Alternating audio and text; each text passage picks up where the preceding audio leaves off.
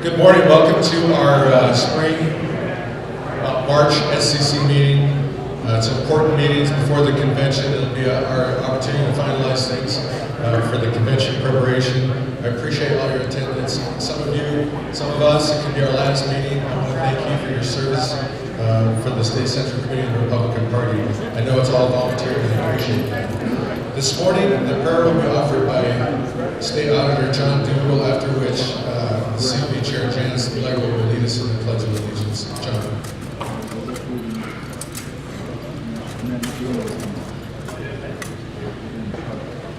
Our Heavenly Father, we are grateful for our many blessings. We are grateful for this beautiful country and state that we live in, for the amazing people we have to work with, and for the great snow we've received this year. We ask for thy inspiration as we meet together today to counsel as we represent the Republican Party, that we may identify ways to lead the party forward, to identify good principles and practices, and help folks understand the benefit of the principles that we espouse. We ask for patience as we may disagree with each other at times, that we may seek to understand others as we seek for them to also understand our perspectives. And I pray that we all remember that we are pushing for similar causes. I pray for this in the name of Jesus Christ. Amen.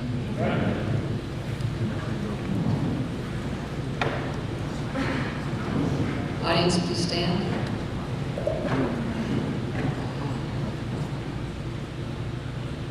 I pledge allegiance to the flag of the United States of America and to the republic for which it stands, one nation under God, indivisible, with liberty and justice for all. Thank you, John. Thank you, Janice. First item on the agenda is adoption of the agenda. Are there any amendments to the agenda? To add anything, it's a majority. To change the order, to amend our bylaws, it's a 2/3 vote. Chair recognizes Linda Pickford.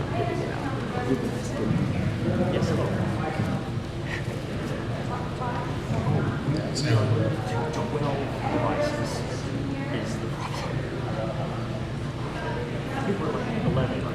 Put closer. Yeah, you need it really close. Alright, so I have a resolution that I would like to add, and I've put some copies of this. Basically, should I explain it to something else before or how do I do it? No, the title. The title? Okay, Utah Republican Party resolution supporting a background screening process for candidates running for party office.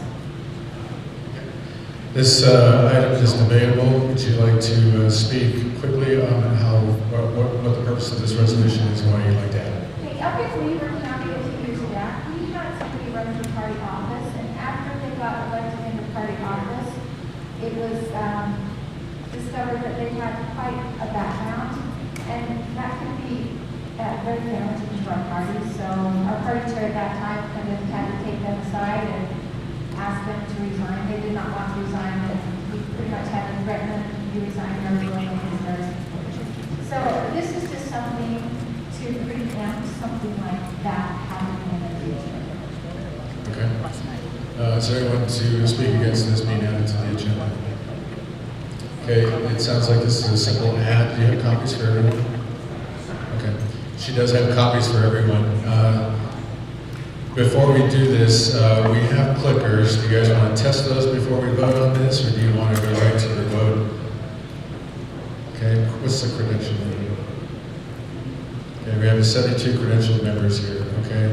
So, all in favor of adding this resolution to the agenda, please press 1.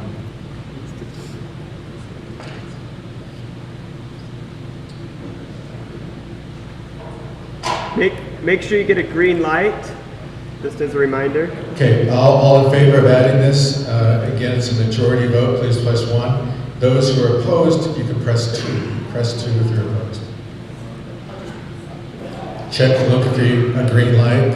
The numbers will be real time on the screen, I believe. They are. It's very small. We'll Okay. show the results at the end, real time. Okay, once you get a green light, I think you've succeeded.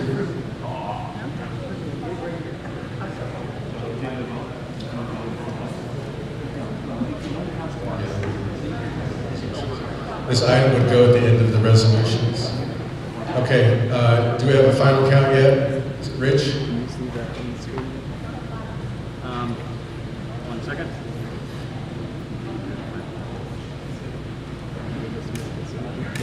One moment. We have 88 responses. 88 responses. And then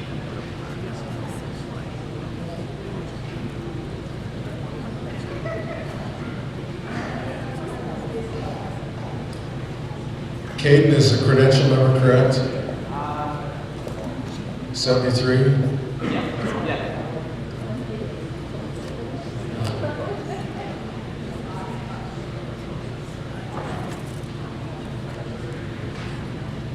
Okay, the vote. Can you put the number total up there as well? Thank you. Yeah, give me a Looks like minute. that item passes. Add that to the end of the resolutions section of our agenda. Thank you. Chair now recognizes Lowell Nelson and I'd like to be on hold. Thank you, Mr. Chairman. I want to clarify something. When I submitted my item for the agenda, it now appears as number 2 on your agenda, balloting recommendations. Prior to our meeting this morning, the parliamentarian indicated that we need a committee report because the central committee asked the data committee to investigate and report the balloting recommendations for the upcoming convention. And technically speaking, committee reports should appear at the end of the agenda, not at the beginning like it is. So my motion is to leave point number 2 as the second item on the agenda as the data committee report on balloting recommendations. That's my motion, Mr. Chairman. Okay, the motion is to leave. So this is an assignment, a task to the Data and Technology Committee, a report that was noticed in the business portion earlier than the Data and Technology Committee report. So therefore, that's going out of order for our bylaws, and so that requires a 2/3 majority vote. Okay, so on this, if you would like the agenda to stay, that item to be in item 2 and stay where it is on the agenda with Lowell Nelson discussing it then, please press 1. If you're opposed to that, please press 2. A 2/3 majority required on this. Why is it 2/3? Because it's changing the order delineated in the bylaws. A committee report is delineated in our bylaws to go out at the end of the agenda. You're actually asking to change that report further forward. Okay, press the button 1 if you want it to stay the same. 2, to move his report to the Data and Technology portion of our meeting. 2 is no. Press the button until you get a green light. Once you get a green light, you're good to go. If you're a 2, it would move it to the appropriate section during the committee reports.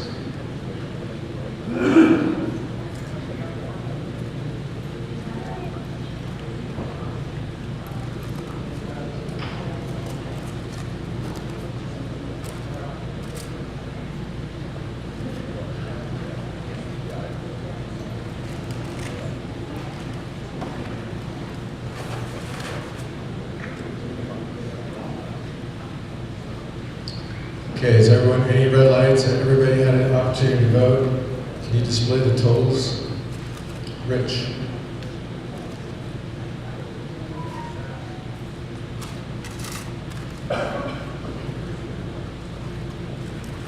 Okay, I don't see actual numbers there. We just like to keep. I need a minute to work on that, so if you can give me a second, Okay. we can fix that. What was the total number of votes? That's all I'm concerned. There were 85.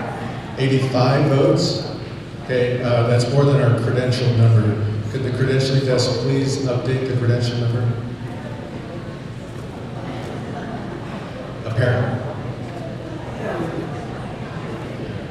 We have a number of credentials of 74 right now, so I think we might have to audit our clickers.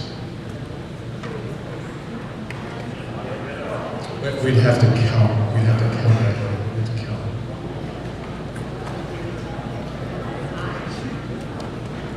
Yeah, let's. While we're waiting for this credential number to catch up, let's vote on this again. All in favor of keeping the agenda as is, with Lowell discussing the Data and Technology Committee report. It's at number 2 in our business. Please stand and raise your credential. Let's see, John, are you finished eating there? Can you count that row you're sitting in? And Dana Goff, can you count the center aisle here? And yes. Okay, just go one around the room. So Dana, you can. Dana. I think we need a number for this, don't we? Okay.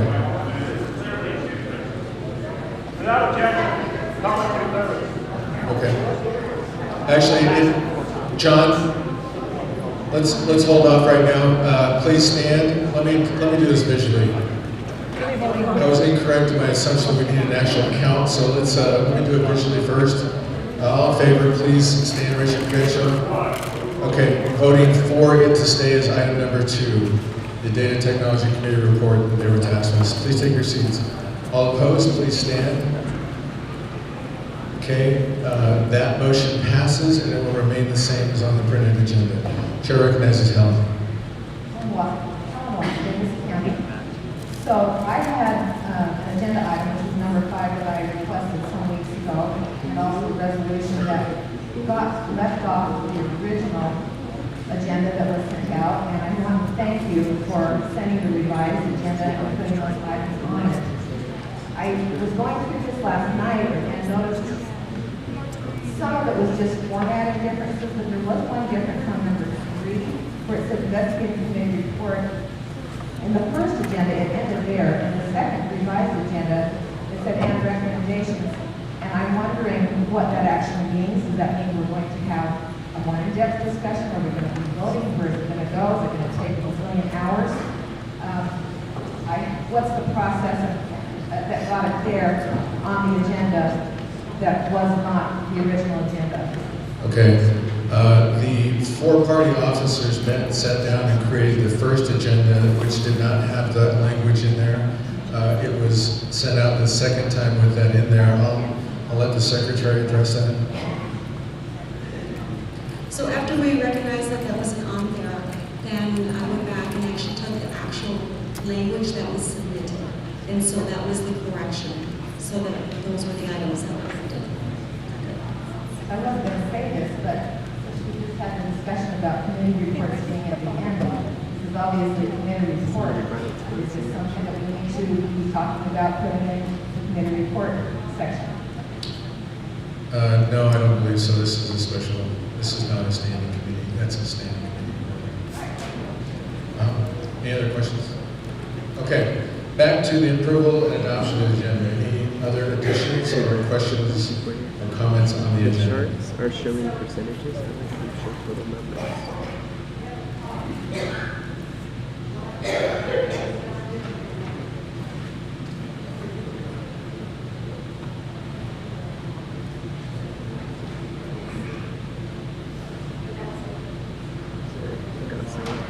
Well, I'm not running at the moment.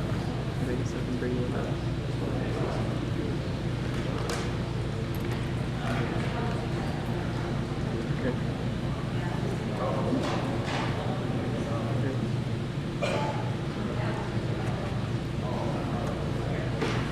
Okay, we'll have the staff update that. Yes. All right, any other comments or questions on the agenda? Are you ready to go for it? All in favor of adopting? So I select the Chair recognizes Carice Thompson, Councilman. So, my only question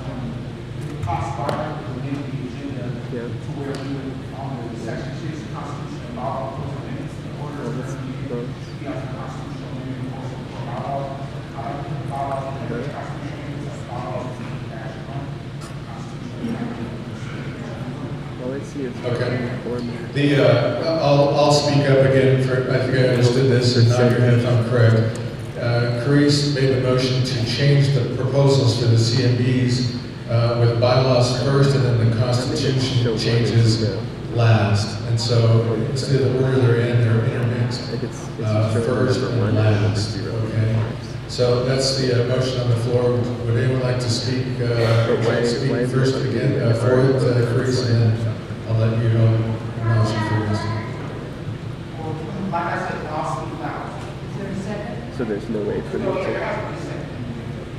Is there a second for that?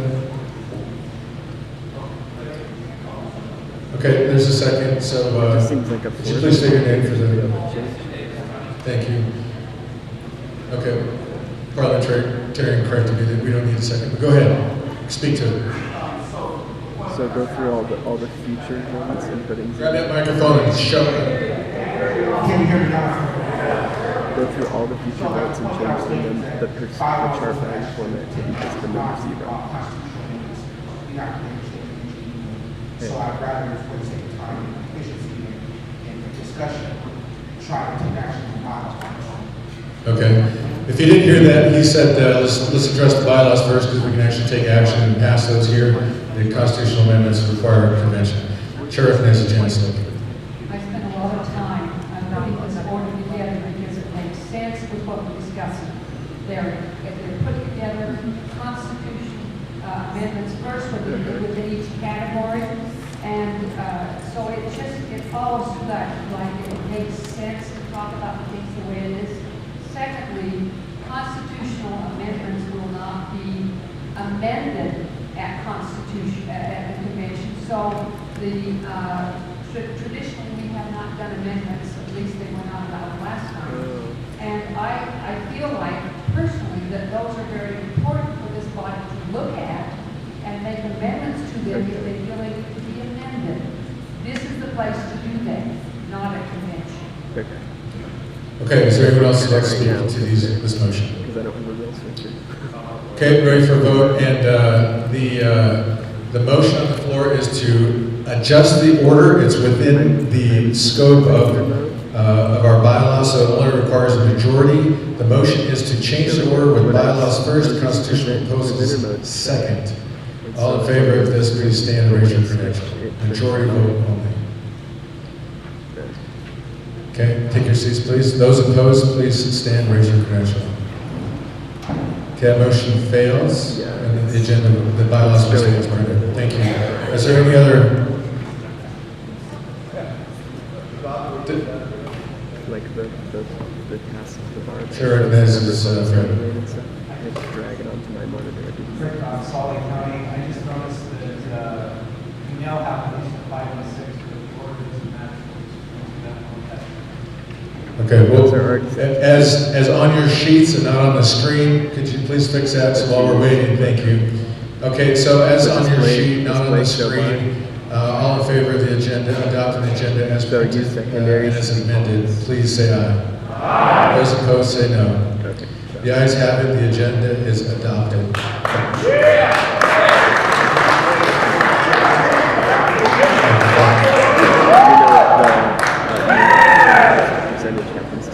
Okay, now that I have control of the audience again, the approval of minutes is the next item on the agenda. The chair recognizes Lisa. If they are, I'll be able to do it then, but I can't look at it.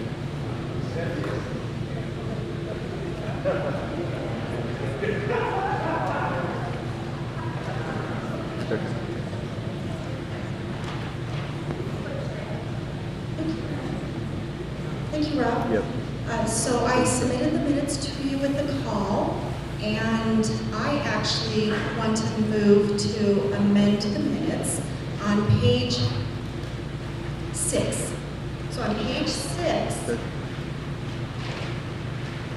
it will be inserted right after, right in the middle of the page, and it says the body moved into executive session at 3:48, rose out of executive session at 5:35. Okay.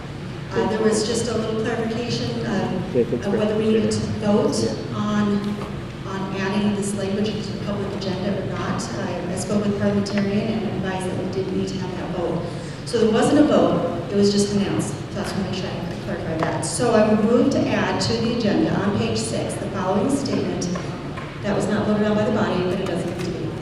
It says, a committee of 5 was formed to investigate a matter brought forth in executive session.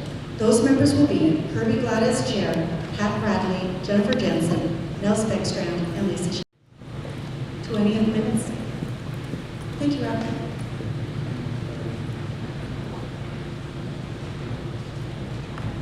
Okay, if there are no other corrections, the minutes will be approved without objection. Any objection to the minutes? Okay, they will be approved as recorded.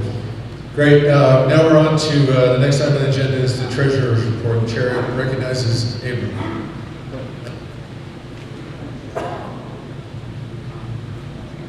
Peter, you got it? Okay, this will be quick. As of February 28th, 2019, cash on hand was approximately $10,000. That number, as of 5 minutes ago when I checked the account, is $2,200.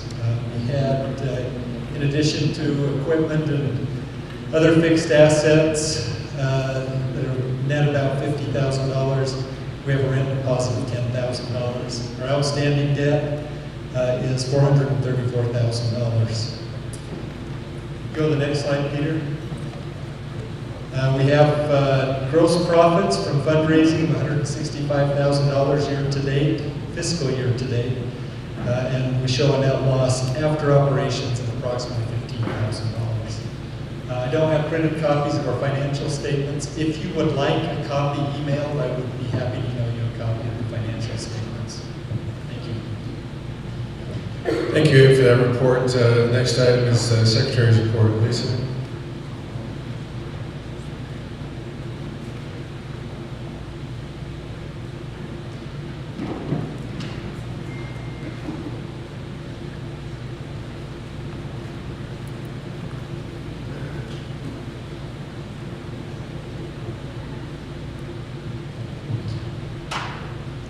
Thank you, Rob.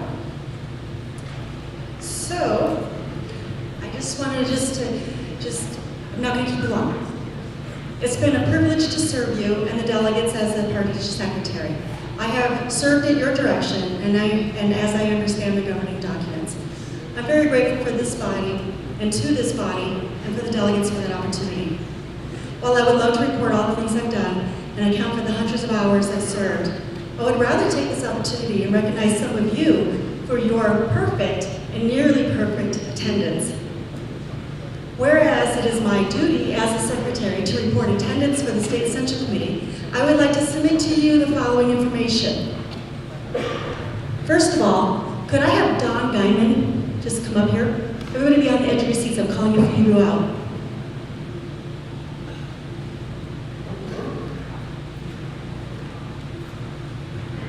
Don Guyman would have had perfect attendance this time, but he went to his mother's funeral and missed one meeting. However, he has been a very dedicated member serving for many years on the State Central Committee.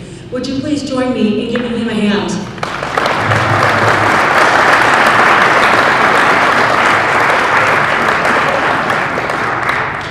For the last 2 terms, that's 2015 to 2019, of the State Central Committee, which totals 17 straight meetings, the following members who served for the full full terms for those 2 years have 100% attendance. I would like to recognize them for their exceptional dedication. From Salt Lake County, Fred Cox.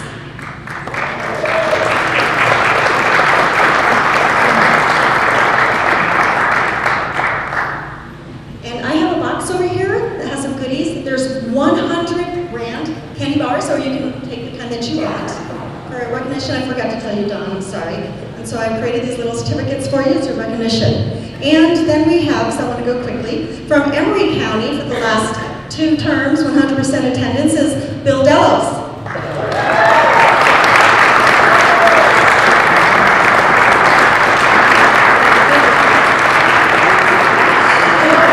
Davis County actually has the highest, and it's really impressive. If I slaughter your name, please forgive me. Scott Balash? I tried so hard. Scott! 2 terms.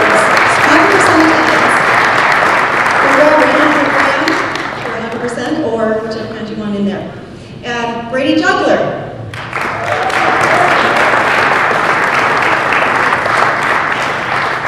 Lamar Luke.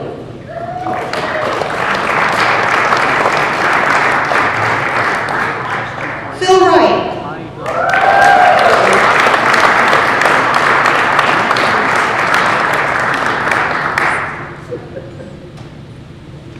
From Weber County, Linda Pipkin.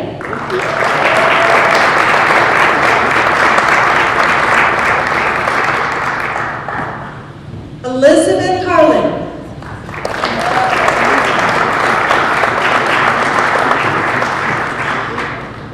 Brent Odenwalder.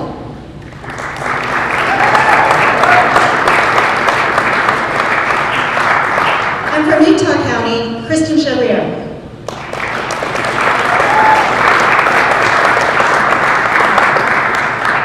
So the following 24 members, this is pretty awesome, of this term have perfect attendance.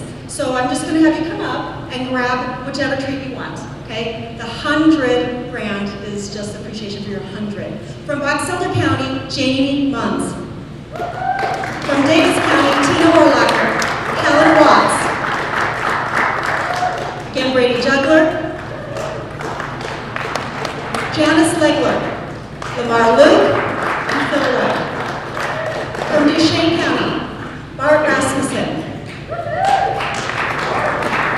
Again, Emory County, Bill Delos. From Morgan County, Lydia Nuttall and Brett Haney. Did I say right? Haney, it is so close. Salt Lake County, again, Fred Thompson, that was two names together, Fred Cox. And actually Ben Thompson's on here, but he couldn't make it today.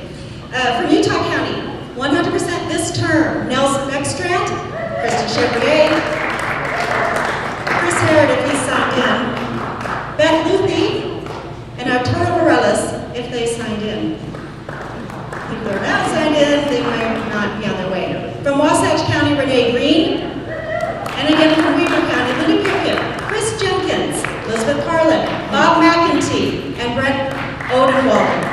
Thank you. That's my report.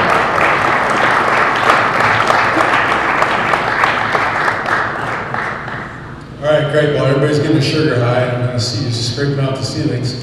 The next item on the agenda is the Vice Chair report. Kara, she can stand too.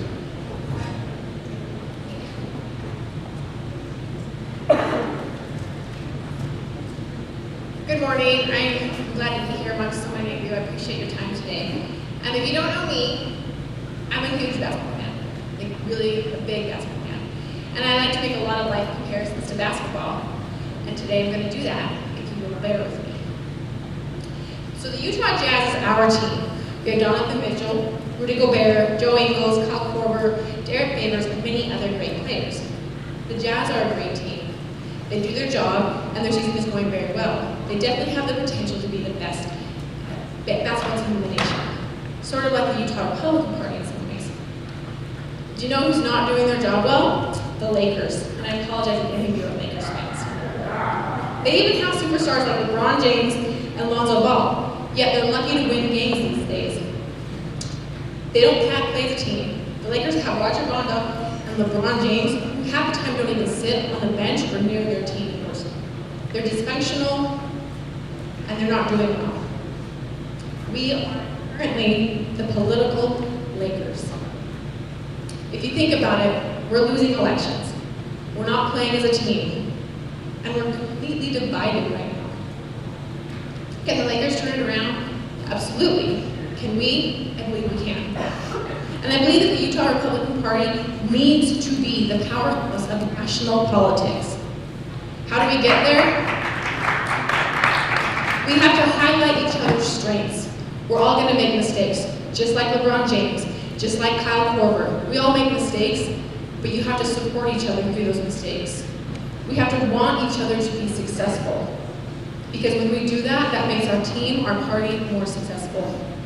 If the Sports Center made a highlight reel, because we watch Sports Center at my house every night, of today's meeting, would they have clips shared of our team solving problems and moving forward today? Or would the clips be all of our inability to work together and lack of progress forward. I want you to know that if I have done things that have made us less team-oriented or divided, I apologize from the bottom of my heart.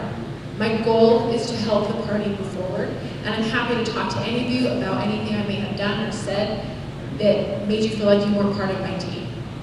But it's my hope today that we can solve problems and we can move forward. Thank you for your time.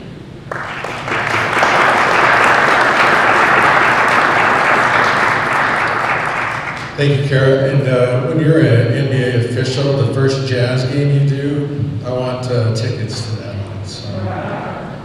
Okay, the chair report is the next item on the agenda.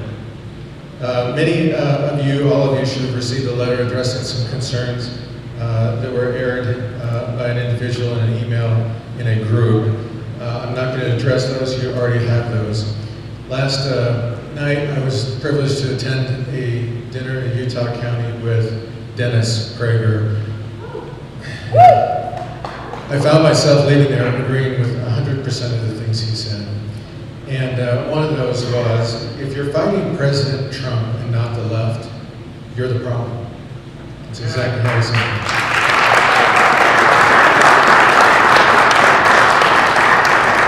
So piggyback on Kara's comment of team, if we're fighting within the party and not against the left, we're the problem.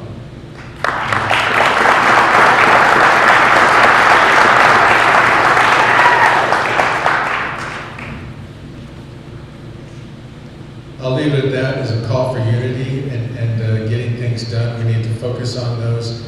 Hopefully we can move forward now that the litigation is over. The chair now recognizes Sean Milne. He would like to explain the graciousness of the facility and who provided this, and I want to give him an opportunity to toot his own horn. Like most politicians, you don't want to give me the microphone to do my own horn. I actually just want to say thanks to staff, but I think they've gone to attend to other business. So welcome to Tualatin County. I really appreciate you all being here. Hopefully you noticed how close we are. Really? 12, 15 of you. Well, close to the Wasatch Front. If you're from Washington County, welcome to the land of the North. Anyway, thank you very much for coming out. I do appreciate the chair and party leadership for entertaining our request to have a meeting out here in the western part of the state. I appreciate all of you that made a drive. Thank you very much. This is the fastest place on earth. You may know that along the Salt Flats is where land speed records are broken. And then Larry Miller, who deserves a lot of credit, built this fine facility in the middle of our community.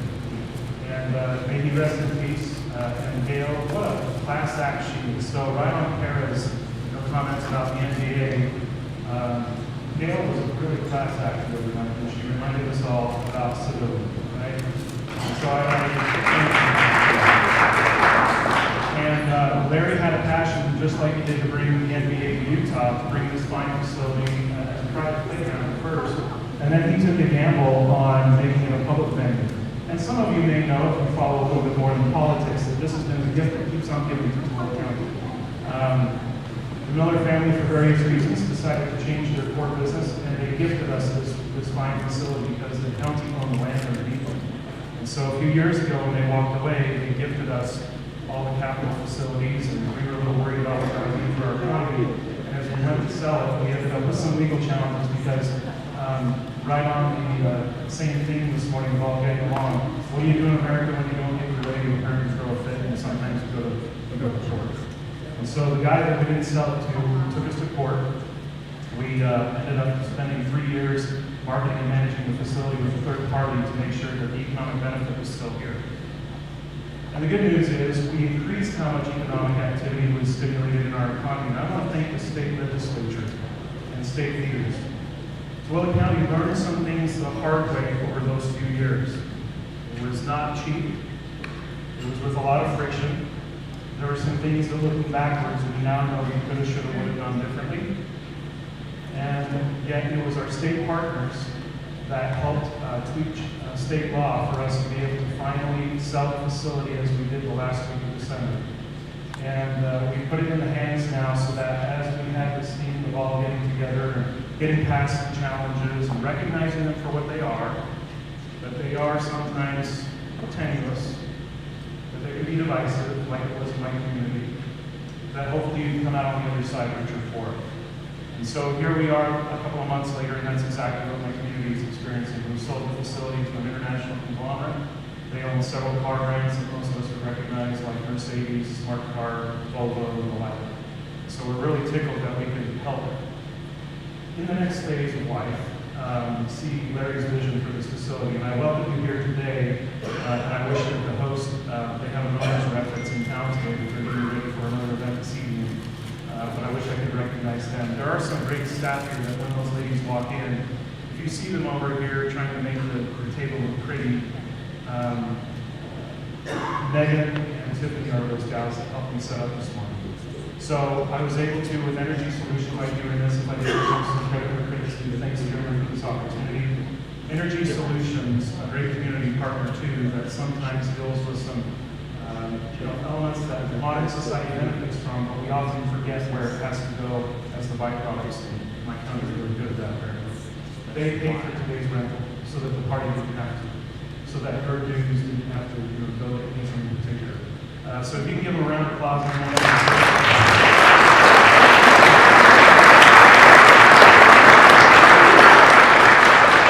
And then I'd like to recognize this morning's continental breakfast was supplied by Nighttime Donuts, a local purveyor here that does custom filled marks. If you have any of those delicious little pieces of the devil. And bases. And then because we at the moment don't have any really close by restaurants, I'd like to encourage you when today's meeting ends, assuming that it ends at a reasonable time, to go into Tooele or Granstville or Stansbury Park and please patronize one of the local businesses. That means a big deal to us. But if we're still here for lunch, we will be. It will be catered by Costa Vida, our local franchise of Costa Vida. Okay, so there's going to be a number of selections there as well. Again, thanks everybody for coming out. Mr. Chairman, thank you for the opportunity.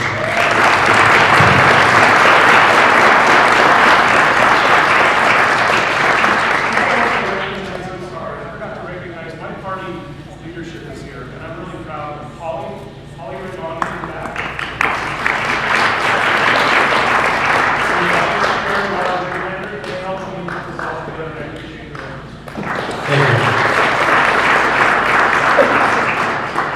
Thank you, Holly. That concludes the chair's report.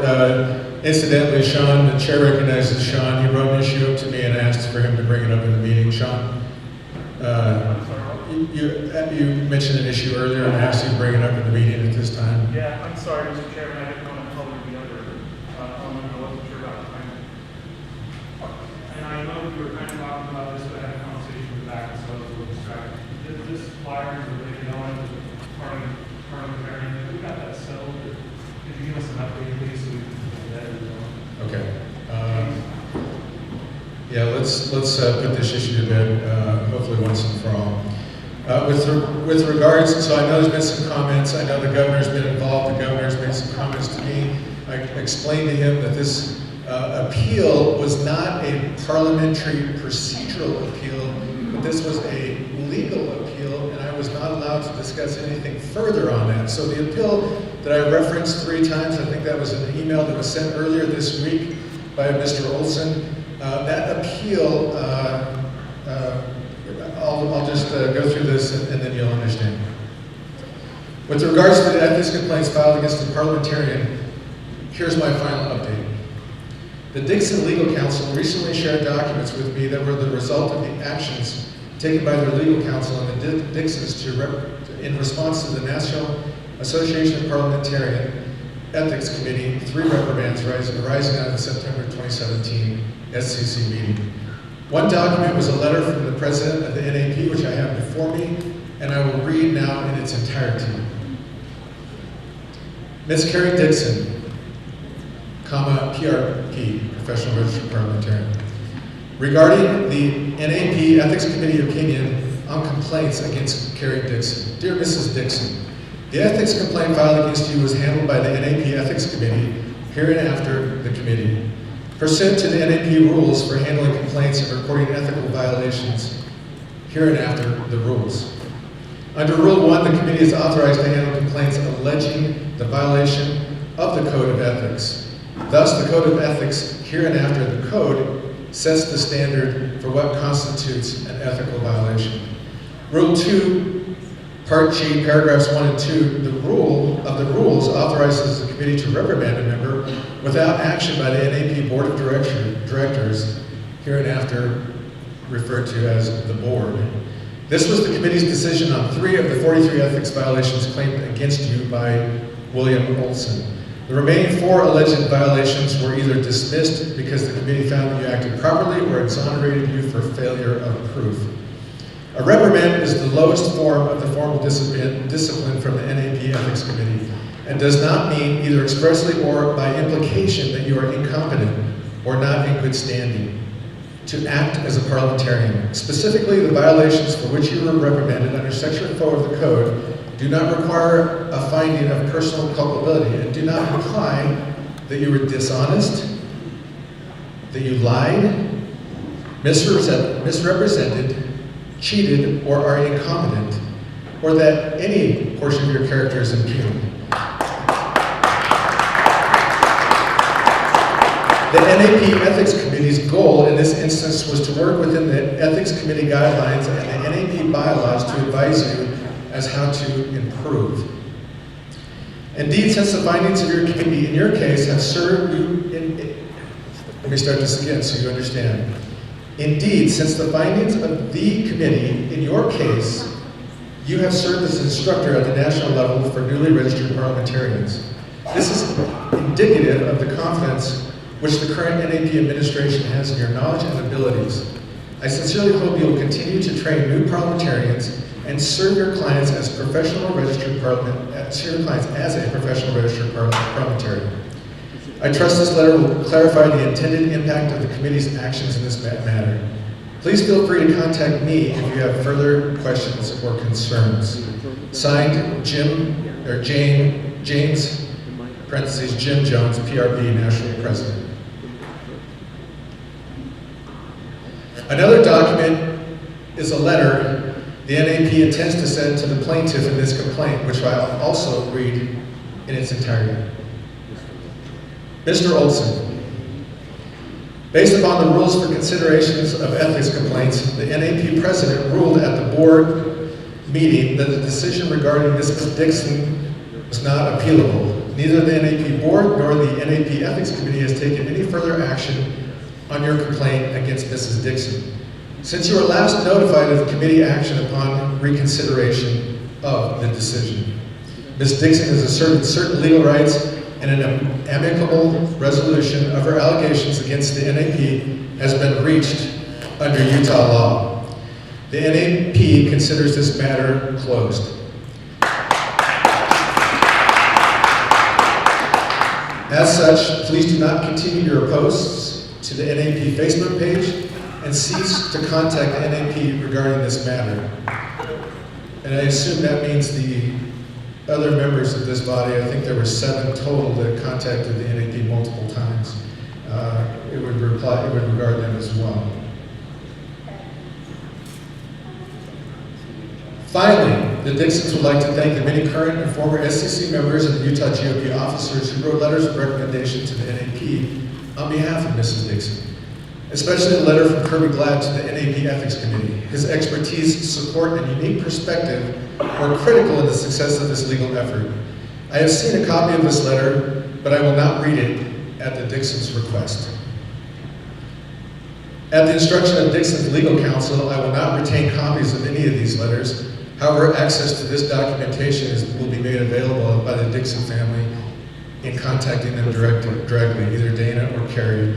I believe Carrie would like to stay away from the situation. She would prefer you contact Dana. If you need his contact information, I'd be happy to give it to you. As far as an Air Force pilot, I understand the significance of trainers in your environment. Our F-15 pilots who were instructors were very qualified and very competent.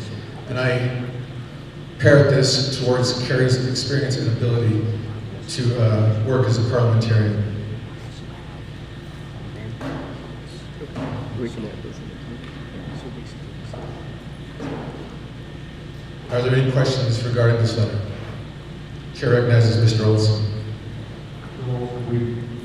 Weaver County. Thank you, Mr. Chairman, for that clarification. As a plaintiff in his action, without due process, I would appreciate a copy of that letter to me, since I have not seen it. So if you could make arrangements for that to happen, or Ms. Dixon, I'd appreciate it, because the president of the DAO has kept me out of the loop. Thank you. As I explained before, you can contact Dana Dixon for that information as well. And would you like to address the letter that you sent out this week? Any comments on that? Just so you have an opportunity to speak.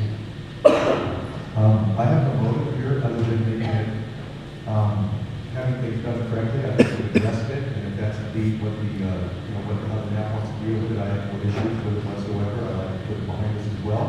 I think it's important as delivered to the Assembly to have a good registered professional parliamentarian aid and assist the Assembly to debate and make policy, and that's what's important.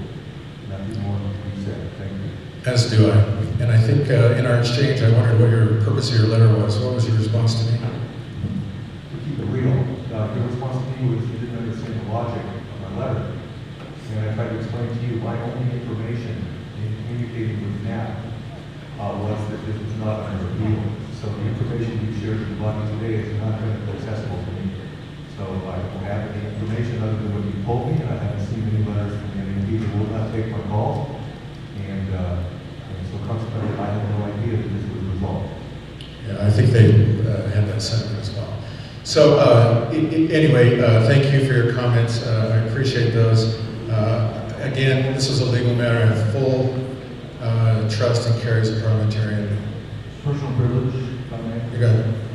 I'm disturbed to have heard someone from the body refer to our good parliamentarian as an unethical parliamentarian.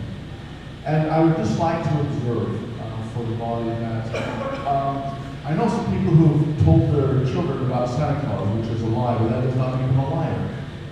I know people who've done foolish things, but that does not make them a fool. And to have made some errors and received the lowest form of reprimand from the NAP, simply because it's from the ethics department, does not make the person unethical. I hope that we won't use that derogatory in referring to our parliamentarian.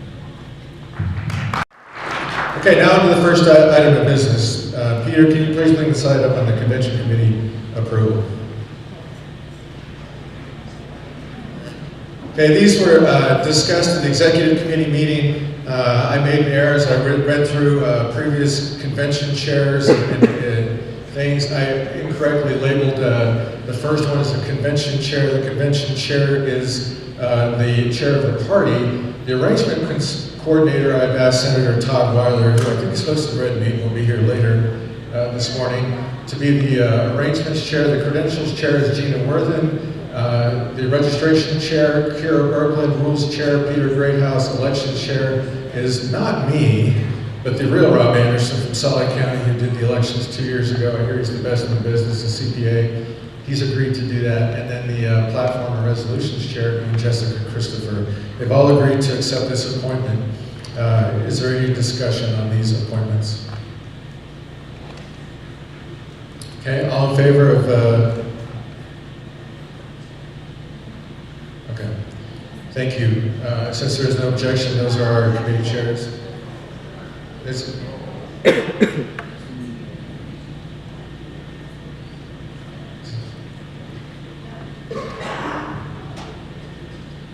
So under the convention, Carrie says it's just me that approves that, so there's no...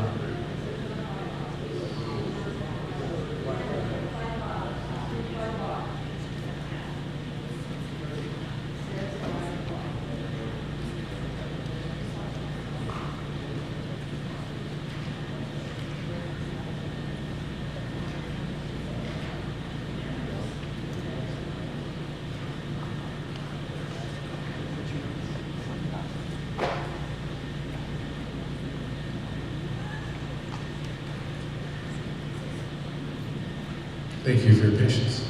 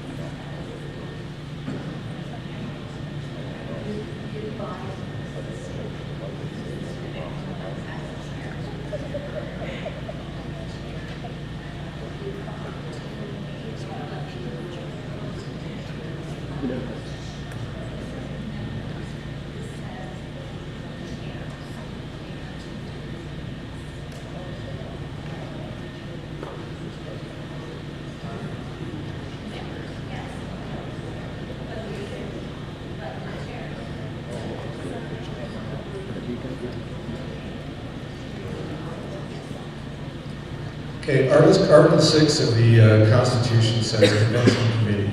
The party chair shall appoint members with the advice and consent of the state central committee.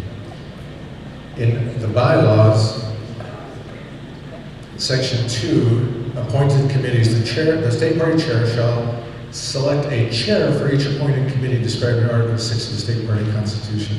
So members are under the advice and consent, the chairs are not. So let me name the members of these committees, and those are the ones that you can approve or with the advice and consent of, okay? So, and if you disagree with the person I've appointed as chair, then we select a different chair, yes. Does the Constitution trump the bylaws? I guess that's my question. Well, the bylaws are clarifying. Does the Constitution trump the bylaws? The convention committee says members only, it doesn't say chairs, it just says members. The chair would be, do committees choose their own chair? No, it's delineated in the bylaws. So the chair is not a member of the committee then? They are in charge of the committee and a member, yes. Okay, so it seems like it would still apply to them as well, then, right? Right. Yeah, you could, it is members, yeah. So if you can type back there, Peter. Arrangements is only one person, that would be Todd Weiler. The credentials chair will be made up of Gina Worthen, Tina Cannon, Chris Booth, Brett Haney, Michelle Lyman, and Heidi Balderi. Objection. Okay, there's an objection. Go ahead. So Todd Weiler has made some very discouraging remarks and actions toward our party's largest donor. He should not be one of our committee chairmen. Okay, objection noted, thank you. The elections committee, Chris Udi was asked first. He was uncomfortably in the elections chair, so it will be Rob Anderson and Chris Udi. We have a lunch appointment to get together and discuss the elections office. And also Mary Ann back there, Brad's mother. Can I ask for a clarification? Yes? It's not another chair, so Yes, sir. Would you please just add middle initial to Mr. Anderson so there's no question on who Mr. Anderson is? Yes. Rob Anderson, comma, CPA. How's that? I am not a CPA. I've never met Rob Anderson. I've known him, but I've reached out to him. Motion? I'd like to make a motion. Yes. Motion is, okay, I'm not talking loud enough apparently. So the motion would be not to approve these committee members. That's my motion. Once we get them up there, you can disapprove committee members, yes. Okay? Where are you on the slide, Peter? Working on it right now. 1 second. Did you get those names, or do I need to read them again too? I have Gina Wortham, Tina Cannon, Chris Booth, Chris Haney, Michelle Lyman, and I missed the last one. Heidi. There.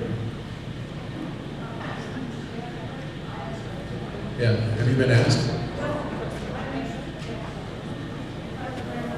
Yes, go ahead. So I haven't been invited to do anything, so I'm not sure which one is it. Gina Worthen, Credential Committee. Are you willing to serve? Yes. Okay. Gina mentioned, Gina picked all the names, so it wasn't me.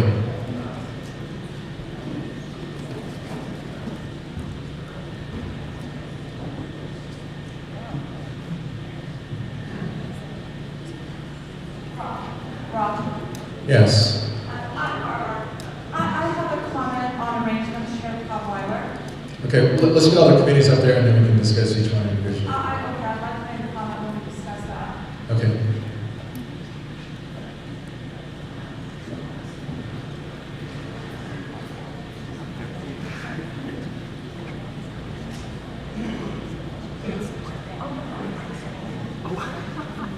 I think there's 2 R's there. Oh, shoot, Heidi's back there, correct him. Sorry, 1 second, Rob. What was that? I apologize.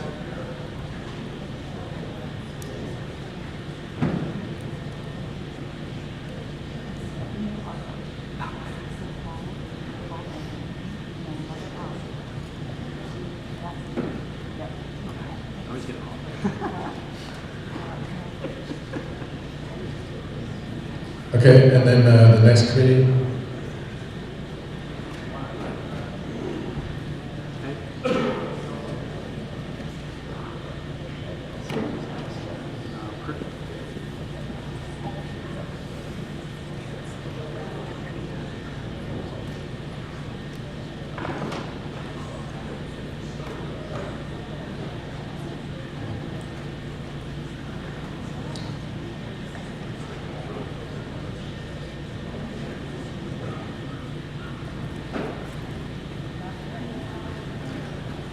Oh, this was credentials.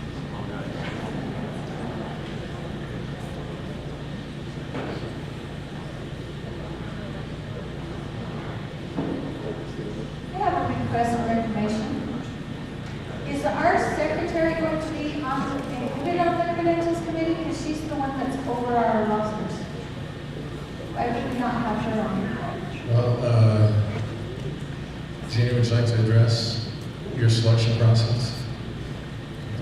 When I've done it in the past, and I was trained by Boyd Pugmire, we did not have the secretary on credentials committee, so I was just following what we have done in the past. I've always thought it was a problem in the past. No, they should be able to work closely together so that everything, with everything, but, and the registration chairs are important too. Kara has agreed to be our registration chair, and Kara hasn't had time to select a committee, so she's on her own there.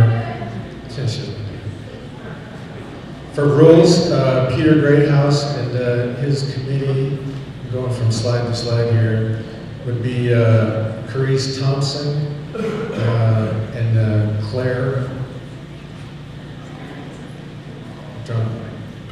Ellis. Claire Ellis, round out the three of them. And then I contacted Jessica Christopher as I was reviewing the bylaws yesterday. We do need a platform resolutions committee for convention, so therefore I did reach out to Jessica, and she accepted the assignment as the chair of the platform resolutions committee. Okay, so now I've covered everything, all the members that I have.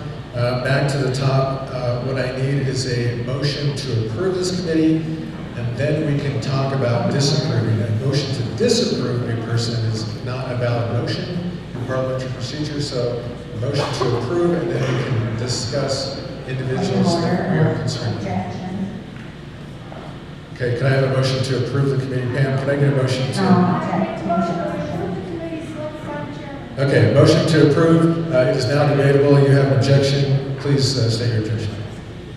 My objection is with the rules you chair, if you haven't been to more than 3 or 4 meetings in the Constitution bylaw committee during this last year, this is awesome. Okay. I don't know if that was very clear. Peter, would you like to address that?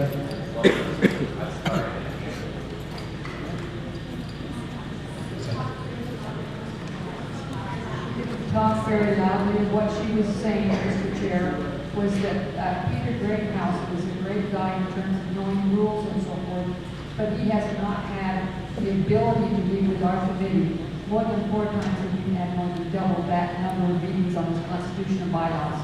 When he, I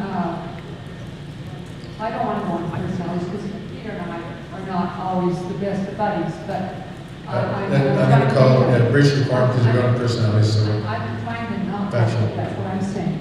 I believe that in my experience working with this member of the committee, there is not a lot of time to work on a committee such as this. Okay. So right now we're speaking only about Peter Greathouse. Peter, would you like to? Motion to divide the question. Yeah, right. Can you hear me? Yeah, I get you. Yeah, I'd like to respond. I have tried to attend every meeting. However, many of the meetings have been scheduled when I have conflicts. There have also been times when she has presented options for meetings, different dates and times. I've responded, and often it is still scheduled at a time that I'm unable to meet. Because of that, I ask to be excused, but I do try to participate in every single meeting and present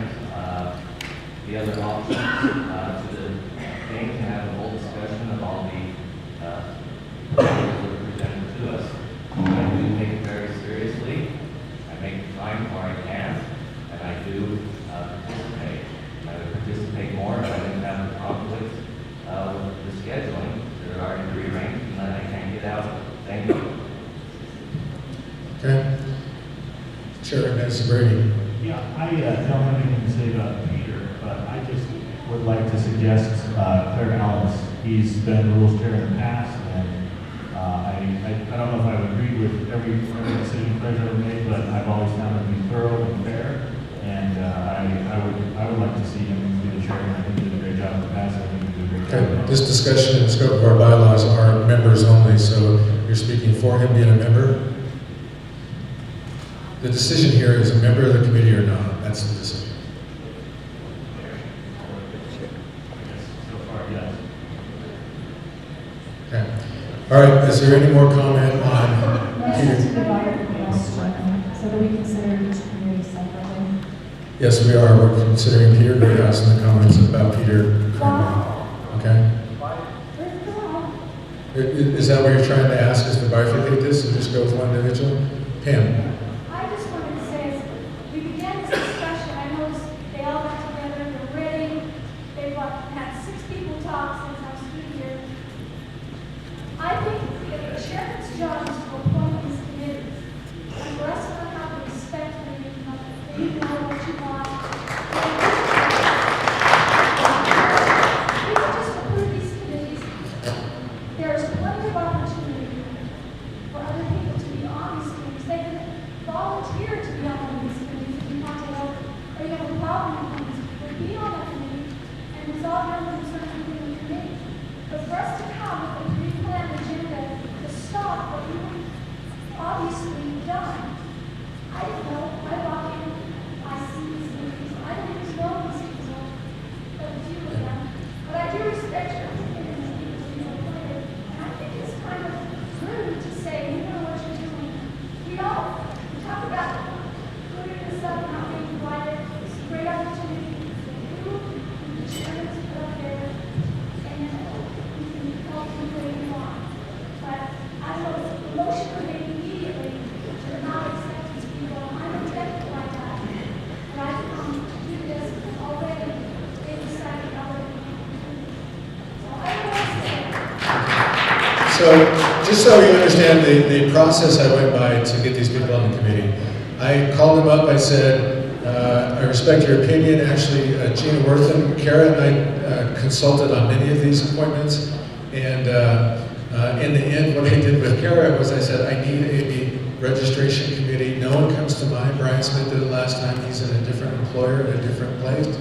I asked her if she would be interested and if she was able to do that, and I did the same with Peter. Peter, are you interested? Do you have the time available? We've talked about this.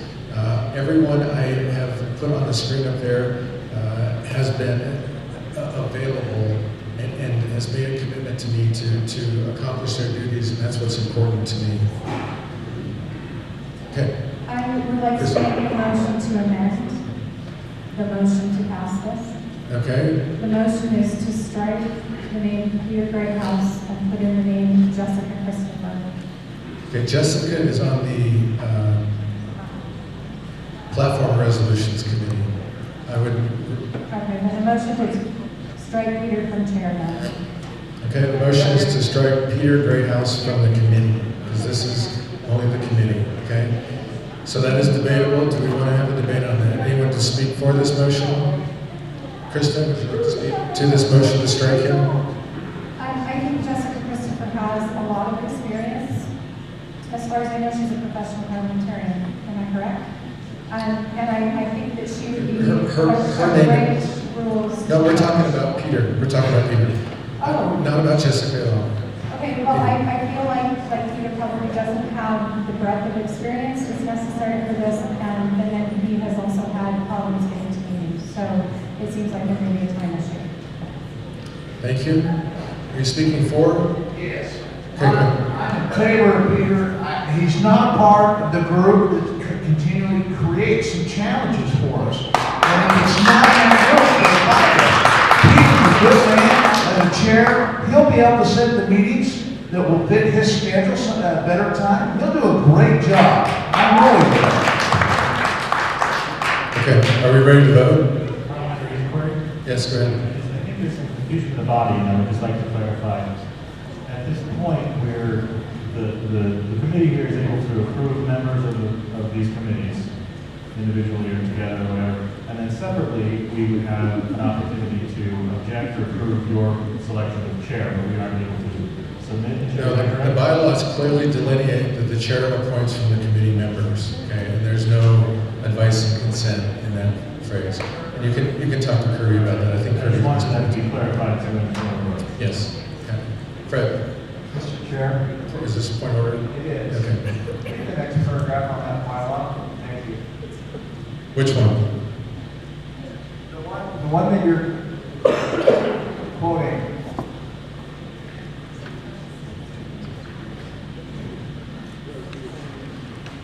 Vacancies. There's no vacancy. This is an appointed committee that's appointed for the. Right, but you're replacing the people that you appointed before, right? Well, that committee was dissolved once the convention was over. Okay.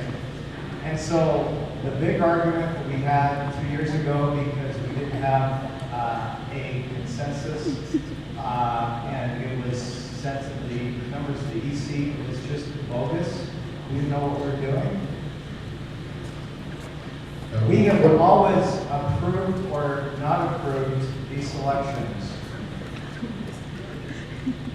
I don't believe that. I don't believe that's incorrect. I think our interpretation of the bylaws are correct this time. If we did something wrong before, now that we've looked at this and I've explained it to the audience here, I think we're bound by holding to our documents as. And so what you instructed. So what we've done previously, I wasn't there then if I did something. And so what we discussed a week ago at the executive committee. Was in there. Was in there. Absolutely. So you're just basically saying you get to pick the chair. I didn't have a parliamentarian there to correct me. I was completely mistaken. Based on the Constitution and the bylaws, I disagree with your decision. Thank you. Okay, are we ready for a vote? The motion is to disapprove Peter Greathouse. All in favor of disapprove is to strike Peter Greathouse. Yes. Hold on a second. I got to get the verbiage. I didn't get it right last time. I'm going to get it right this time. Okay, the motion on the floor is to strike Peter Greathouse from the Rules Committee. Richard, are the polls ready? Give us a second.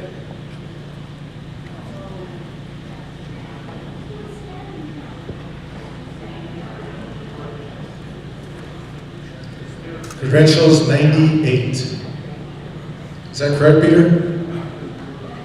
I got a thumbs up from Caden. Thank you. Okay, we're good. You ready? Okay, Richard says we're ready.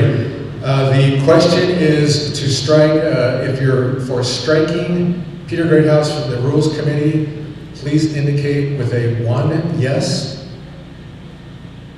If you do not want to strike Peter Greathouse, press number 2. Polls are open. I know this is too late, but it would be lovely to have a standing vote to see how the spot is going to go for the rest of the day. Thank you.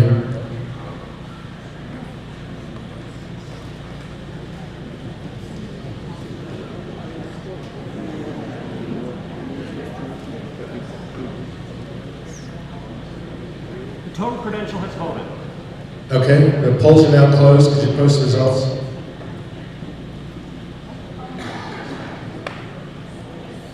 This is a majority vote. Okay. Okay, we have a total there. Okay, that amendment fails. And back to motion to approve the committee members. Okay. Is there any discussion about further committee members? Chair recognizes Helen Rand before she gets to the microphone. I'm sorry, Rob, committee members or chairs? Committee members. Any committee or, so could I express my concern with the arrangement, Chair? Absolutely. Okay. Rob, I'm very disappointed I have to do this in front of this body. It really is not my nature to do this. It was hard enough to do this in executive committee meeting when it was just live streamed on Facebook. But I feel like I need to. At executive committee meeting, Rob, you got up and talked about the end of Civil War, our nation's Civil War. You spoke of how Grant behaved. You spoke of Stephen of Lee. You read an inspirational message from Marcus Mumford, the appointed attorneys on the SB case, and then you presented the chairs. And at that time, I expressed this concern to you, and my understanding at the end of executive committee meeting is that you were going to ask Todd Weiler to step down and replace him. You said he'd be willing to do that for the party. Now, the reasons I gave at that executive committee meeting, which you can see on Facebook, are the same reasons I'm going to go over today. And I want to make it clear right at the very beginning. I'm not taking a position on who is correct. Is it Dave Bateman or is it Todd Weiler? I'm just going to point out Dave Bateman has been a significant and I believe the largest donor to our party. And I'm going to point out that Todd Weiler has been very adversarial towards Dave Bateman, and he has been very definitely on the side on the SB 54 lawsuit. And we also have a situation where there are recordings of Todd Weiler talking to at the time I believe an ex-girlfriend of Dave Bateman. And I want to make it very clear, like I said, this sounds very inflammatory and incendiary. I'm not trying to do that. I'm not saying what happened. I'm not saying who was right, who was wrong. I'm just saying this is an issue. It happened after your inspirational presentation in executive committee about coming together. I do not understand why we would choose an arrangements chair who is embroiled in this situation. In the very thing we're trying to heal, Todd Weiler is one of the big players. And I'm trying to be very respectful. I want everyone to understand that. I'm not saying anyone did anything or didn't. I'm just saying, why would we choose that right now? And at executive committee meeting, you asked me to put forward names. I put forward both of our national committee members' names. Andrea Lampropoulos, Thomas Wright. Those are two very neutral individuals who can chair this. They're elected by our delegates. Why wouldn't we do that? Let's really have a time of healing. And Rob, after that executive committee meeting discussion, you said I would choose another arrangements chair at the time we were calling it a different thing, but you would choose someone. You said I know that if I ask Todd to step down. I'm just saying to us right now, are we serious about healing or aren't we? And if we're serious about healing, why would we choose an individual involved in the very thing that's torn us apart and personally involved in a confrontation with our largest donor, and that donation goes to the thing that's tearing us apart? It just doesn't make sense to me. I appreciate the value of Todd Weiler. I'm sorry I have to get up and speak in front of the body about an individual like this. I wish that we could have handled it at executive committee meeting, but I really feel that I have to go on the record with this, Rob. And with that, I'm going to make a motion that we remove Todd Weiler as arrangements chair in light of the fact that we needed an arrangements chair that will help the party heal. And that person should be a neutral person, as, for example, Andrea Lampropoulos and Thomas Wright. Amen. Does everyone in here understand what the arrangements chair does? Is everyone clear what the arrangements chair does? They don't handle the microphone, they don't present anything. They work with all of the different committees to make sure things are done in a timely and in a efficient fashion. They're responsible to communicate with me and make sure everything is getting done. Typically, a chair in his first term would be running for re-election, so he needs somebody he can count on and rely on, and I have that faith in Todd. Now, as far as Anne Marie and Thomas. Birthday, so if I don't have to be arrangements chair, I'll get more time to celebrate my birthday. He's speaking against his. I've never once in my life spoken to Mr. Bateman or his girlfriend or any ex-girlfriends. Never. What I did do was when a girl that my son baptized on mission, who was working in Entrada, told me that she had a friend who was looking for an attorney because she thought she might be a victim of sexual harassment. I privately found an attorney for her to talk to, which she never chose to do. And then after an altered recording of my voicemail was made public, I responded to those claims. So if I'm a bad person for doing those things, that's fine, but I don't want to do anything that's going to further the toxic nature and the disunity in this party. I'd like to get back to elected Republicans and supporting each other and our candidates.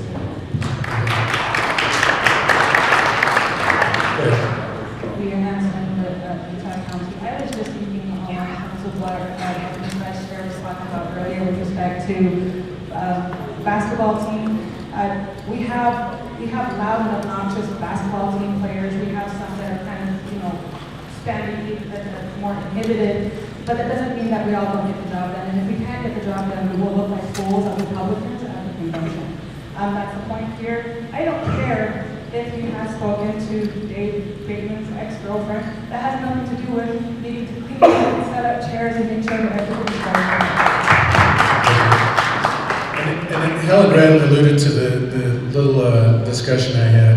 When General Grant sat down at Appomattox, there's no motion other than to approve these committee members. Helen didn't make a motion.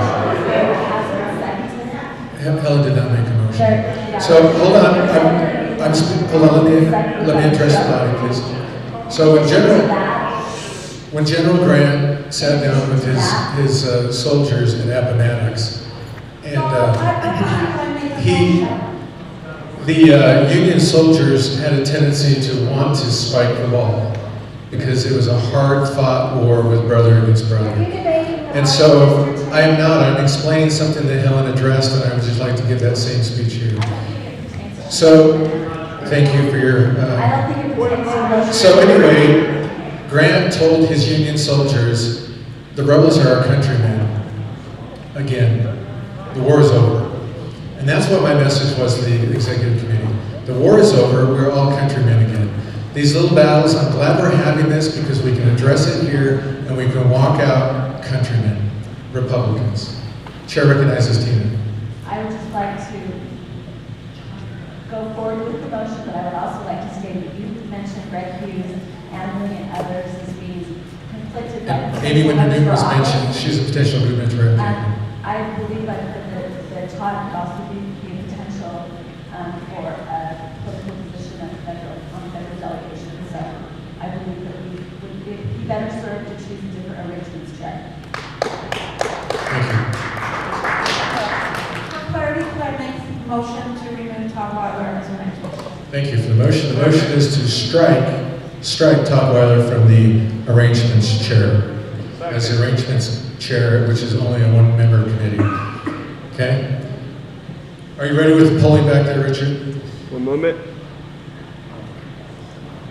Mary Ann, Richard is doing very well. Keep him.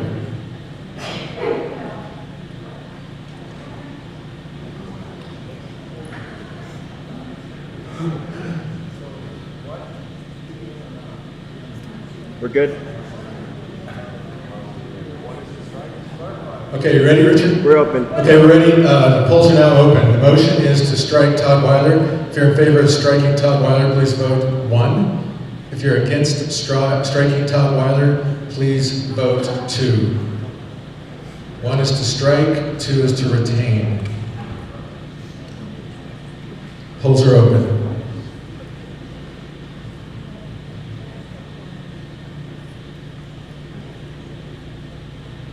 Total credential count reached. What was that?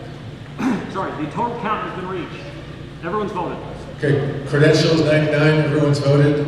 The results are 1 to strike. Todd, congratulations, happy birthday to you.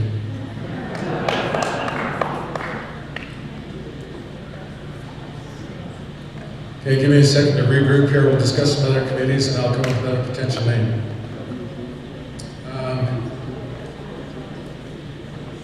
All right, the motion on the floor is to accept all these other individuals as committee members.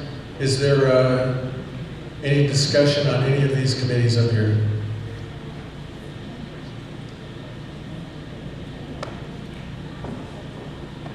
I have volunteers for arrangement chair. John?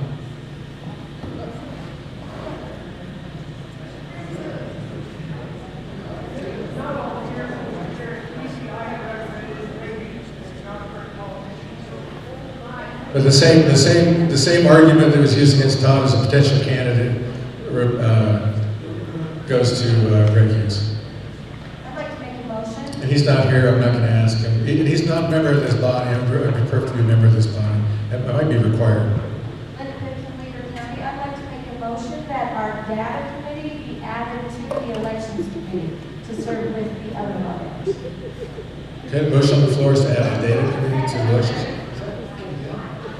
Well, I don't know that you can, the data committee can work with the elections committee independently of this motion. So if the elections committee have the data committee. Confidence in them as we'd like them to be an active participant in our elections.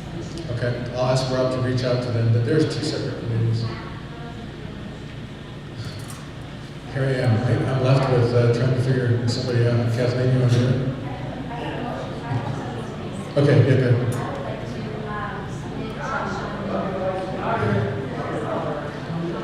Sean, are you back here? Are you willing to do the arrangements? Are you willing to do arrangements?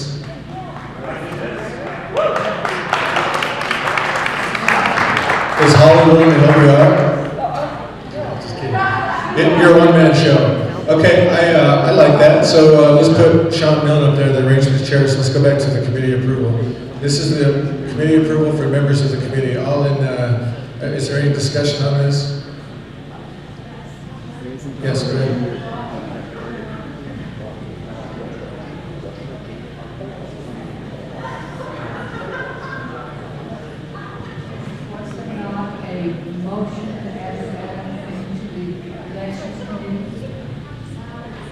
There was a motion made to put the add to the elections committee our data committee. This is. And it was seconded. I wrote this out. So this is members that I've put into the body. You are striking members from the body. We're not adding to the body. I haven't added them.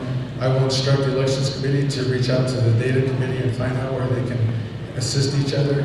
But I think it's important that we retain those 2 separate committees in this fashion. Mr. Chair. Okay, I need back to Sean Milne adding his name. Is that without objection? Can we add his name to arrangements? Is there any objection to Sean? We couldn't add any names. Hearing no objection. Add the names that you want, but not the names that we request. The chair gets to select the committee members. You get to disapprove committee members.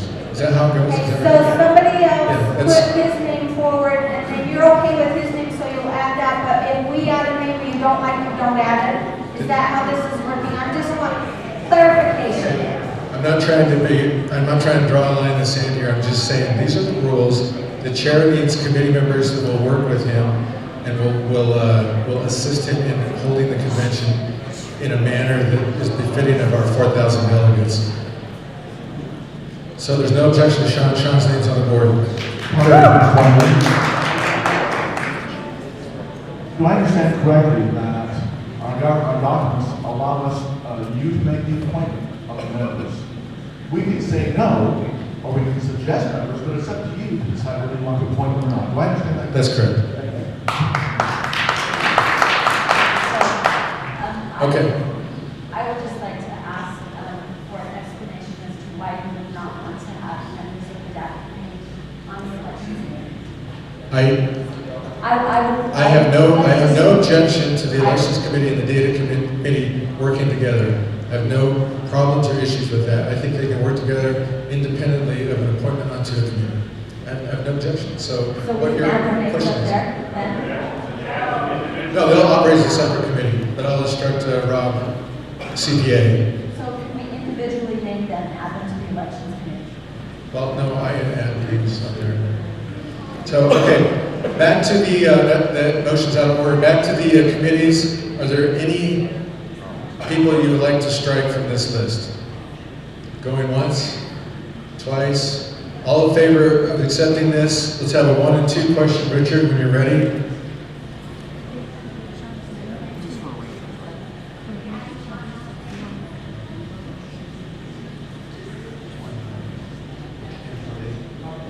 Okay, let's go back. I've left off the volunteer committee. So the volunteer committee, yes, Sean Mill's name is included. So let's go back to the committees. I forgot this one, Dana Goff. I've asked her to be the volunteer chair. Dana was the volunteer chair at our last convention. She's been working with a lot of campaigns. She's experienced in getting volunteers out and getting them where they need to be at the right time. So anyway, Dana is up there as well. So if you would add the volunteers committee and put those committee lists back up there again, so I'm going to look at it real quick. Dana Goff. Are there any objections to any of these names up here? Elizabeth. Elizabeth Carlin Weaver. We have a motion on the floor. It has been seconded, and we are ignoring it. The motion was out of order. This committee does not add names to my committee lists up here. This committee disapproves or strikes names from the list. That's according to our bylaws. Okay. All right. That's the committee up there. I think we're ready to vote.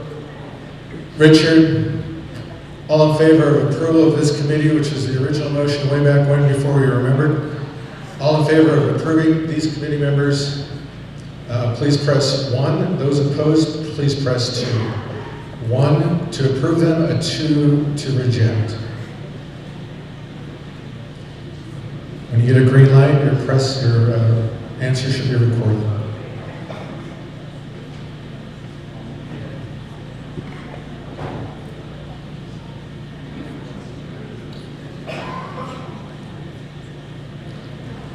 Full vote. Okay, the polls are now closed. Could you post the results, please?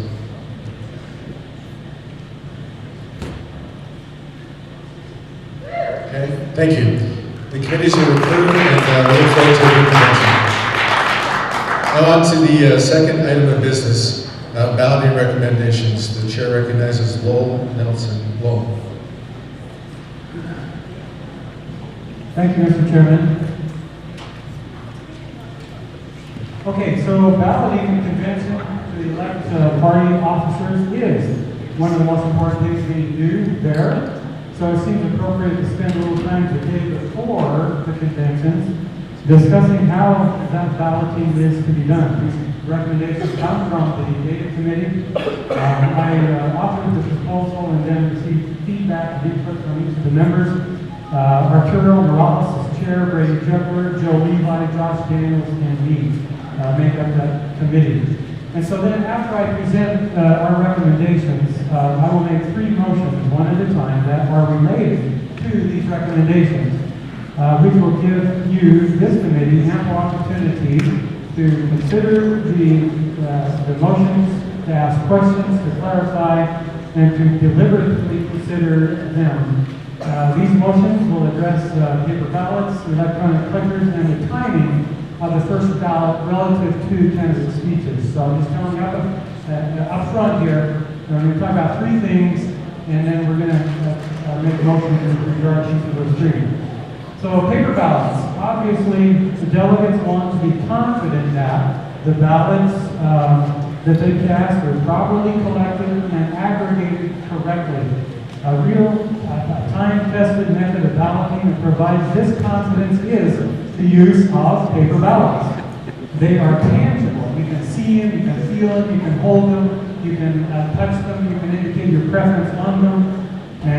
Balloting, and plus, before balloting begins, you've got poll watchers. These poll watchers, they can verify the number of ballot boxes that will be employed or deployed at the convention. They can verify that each, too loud? Just fine, okay. So they can verify these ballot boxes are empty before they're deployed. They know the number of ballot boxes that are deployed, and so they know the number that comes back and no more than that number. Poll watchers verify that delegates cast only 1 ballot for each race into that ballot box, They verified that the ballot boxes aren't tampered with on the way back to the counting room. So there's a number of checks that poll watchers, it's very, very important that they do. And this builds confidence. This builds confidence in the outcome of the elections, having these poll watchers so involved. So our motion in this regard is telling you ahead of time will be to use sequentially numbered these ballots of uniform weight and size and their various colors. Now, why would we recommend ballots of uniform weight? Well, it's because weighing ballots is a quick way to count them. You say, which is my response. When I first heard that, I was so skeptical of that. But then after seeing it done in Utah County by Doyle Mortimer, a former state legislator, and he's associated with the Alexander's print shop down there where they do this all the time, you can actually take a stack of ballots, and if they're 1 ounce apiece, if a ballot weighs 1 ounce, and you've got 5 pounds, 5 ounces on the scale, you know, or 10 ounces, 10 pounds, 5 ounces, you know, immediately there's 165 ballots on that machine, that scale. So it's a very fast way to count ballots. I was a big disbeliever of that method when I first heard about it, but after watching it in action, I became a believer. That would be the first count, and then we would recommend that the ballot counters actually do a physical count, meaning 1 by 1, count the number of ballots cast into the races. That would be the second count to verify. Okay, so you got the quickness and the accuracy of the scale. In addition, you have the accuracy, a little more time consuming, but the actual manual count of the ballot counters. Okay, that's why uniform weight and uniform size is helpful, so that you can count them and handle them properly. If you have a card stock, probably, so that they're very easy to handle. Recommend various colors. If each round of each race has a unique color, they're easier to track. It just makes sense. Finally, we recommend that the ballots be serialized, meaning they're numbered sequentially, 1 to 4,000, and you can even have another percent of 40 more to be made in case you need to be traded for spoiled ballots.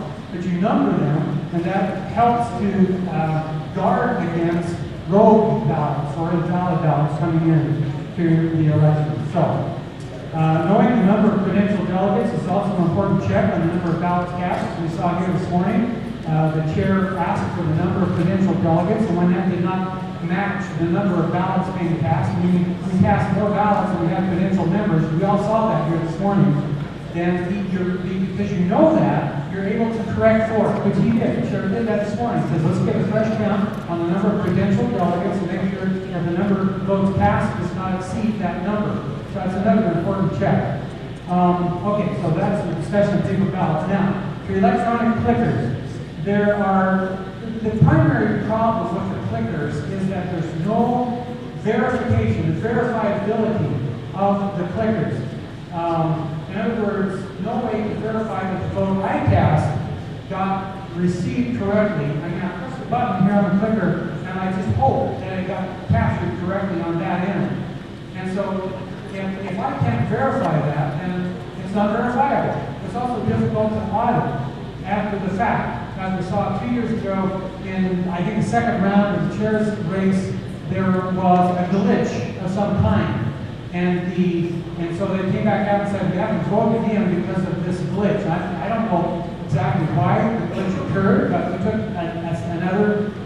another vote. But that was after several hundred people had left the convention. And so we don't really know whether that affected the outcome of the race or not. I'm just saying that it's tough to redo a glitch, an electronic glitch, whereas, paper allows it. Now, by the way, we're huge proponents of electronic voting if it can be verified.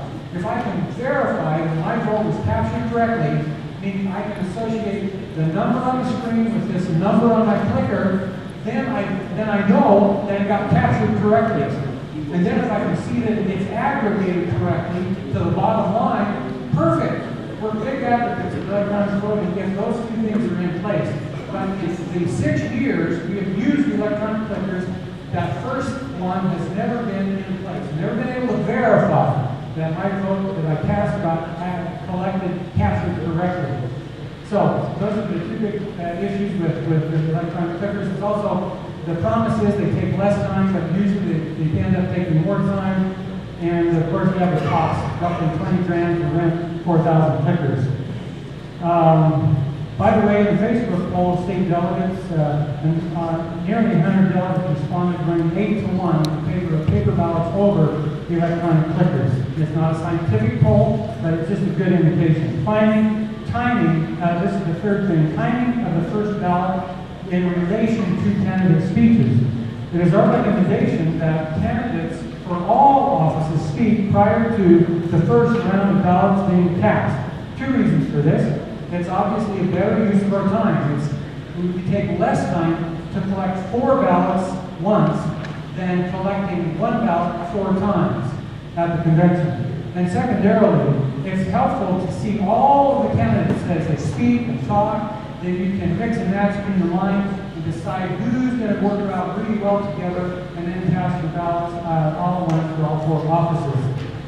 This concludes, this concludes the Data Committee presentation of balloting recommendations for URP 2019 Organizing Convention. We will now place the first of 3 motions before the body. Because these motions were made by the Data Committee. Okay, Lowell, can you quote the bylaws that before you say that you're? I'm reading the bylaw here. Section 7, State Organizing Convention. The State Party Central Committee shall certify the method of election. We did that last meeting with multiple round. Correct. In the last 6 months prior to convention, nowhere does it say we'll set the method of balloting. The method of balloting, if we go to the definition. Are you making a recommendation which is appropriate, or are you dictating? That's and that's for this body to decide. That's why I'm about to make a motion enabling this body to decide whether we use paper ballots or not at convention. Okay, that is out of order because that's not within the purview of this group according to our own governance. That would have to be a bylaw change that authorizes the State Central Committee to dictate the method of balloting, paper or electronic. So is the chair ruling then that a motion to use paper ballots at conventions is out of order? No, a motion to dictate, yes, it is out of order, absolutely. Well, then I would appeal your ruling. Okay. I would appeal the chair's ruling. Okay, appeal the ruling of the chair. This is open for discussion. Okay. Discussion? The bylaws are clear. I was elected to uphold the bylaws. I've done that to the utmost of my ability throughout my term here. This is clearly delineated in the bylaw. There is no portion in here where it dictates to the State Central Committee. I asked for information here. I didn't receive that. I recited the bylaw that says will dictate the method of election, but not the balloting of the election. Okay. Now, go ahead, Bob. Chair, this is Bob. Right. So, the Constitution does say, which we did 6 months ago, more than 6 months ago, we certified the method of the election, right? And that was the multiple ballots. And so all I'm saying is that the method of election comprises whether or not we use paper ballots or clickers. That's part of the definition of the method of election. Okay. This body has never in its history ever dictated the method of balloting, just as a point of clarification. How the vote is recorded, whether it's electronic or paper. Go ahead. Could you please give us the reference in the bylaws? Yeah, I quoted it. It's in the actual Constitution, Section 7. Let me get back to the article. Article 12, XII, Section 7, State Organizing Convention, paragraph E. In the event that 3 or more candidates are nominated for the same single-seat office, the convention may use multiple ballots or preference voting to choose officers.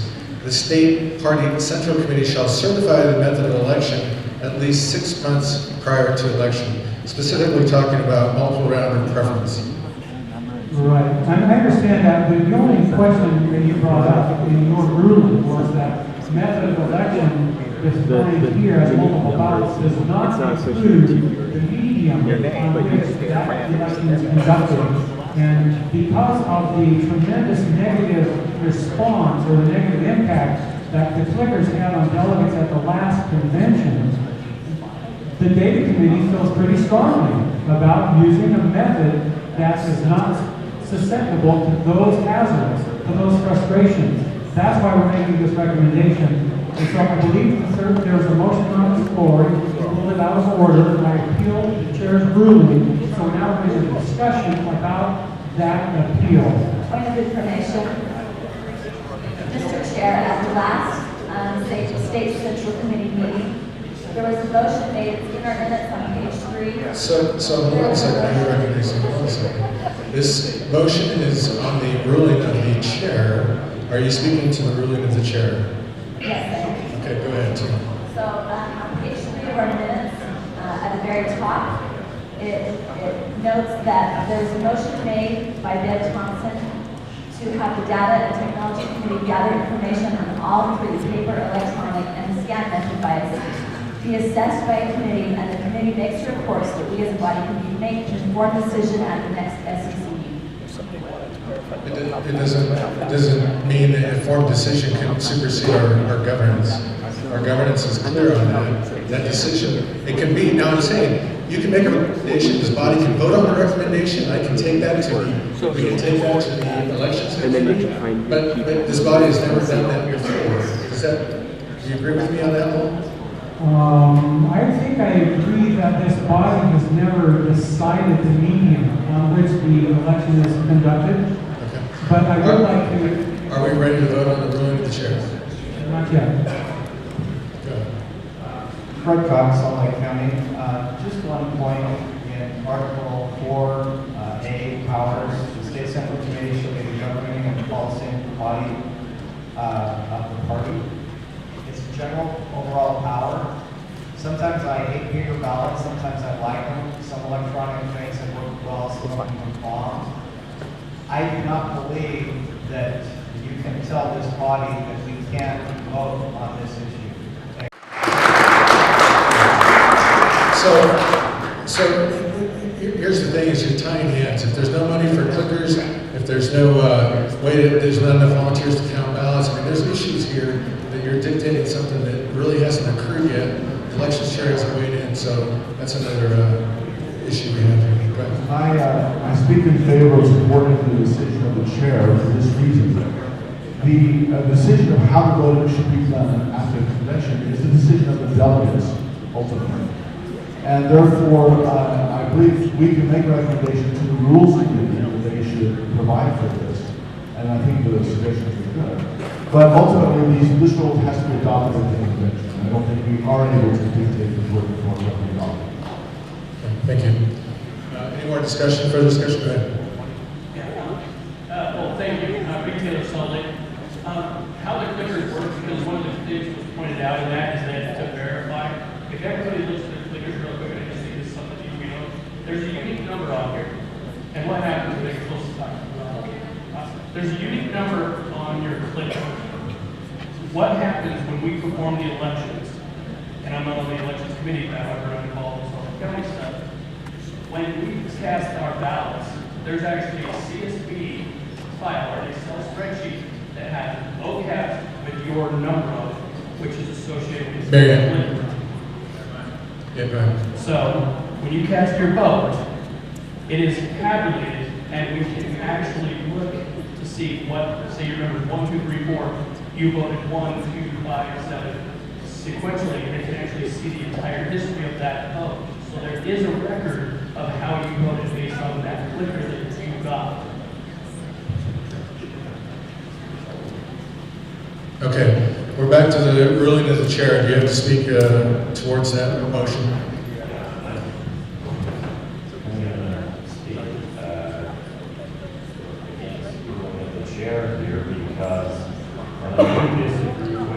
Mary Ann, you're not needed. The question was answered. You're not needed. Thank you. I do disagree that this No, it's answered. You're not needed. Thank you. And I do disagree that this body has no say in it. This body should make a well-founded recommendation, and we should have some options going forward. Yes, the state convention can make another determination. That is that body's ability to do so. But it would be completely foolish for us not to have a sound way to do this going in. And I am supporting appealing the ruling of the chair. And I'm saying, let's put forth what we recommend to be the best way to do this. And that should go forward. Maybe we should have options available in case the delegates don't want to do it the way we want to do it. They should have that option, but we should be well prepared for more than one option. Thank you. Bob. Chair, thank you. I'd like to support allowing this body, the governing policy body of the Republican Party, to make this choice. I do believe the word method can also encompass how we vote. I hope there wouldn't be objection. And please recall, if we're talking about purpose of the delegates' will, the delegates voted 8-1, non-scientific, but I think indicative. They don't like paper ballots, both for cost and the verifiability. Very hard to verify electronic votes the day after the election. The question arises for recount purposes, or if there's a technical glitch. And I will tell you, there's still whispers from the last election. And I think paper ballots sequentially numbered will legitimize our elections and will legitimize our leaders. Because I will tell you, there are whispers to this day about the technical glitch. Delegates walking out the door, okay, now let's revote. We don't want to repeat that. We want our leaders legitimized by elections that can be verified. Only paper can be verified, I think, the day after. So I just speak in favor of let this body choose. Unfortunately, we'll move the chair. I hope the chair will reject the paper ballots, but for cost and for delegate consideration. Thank you. Okay, are we ready to vote on the ruling of the chair? Question's been called, 2/3 in debate. All in favor of ending debate, please stand and raise your credential.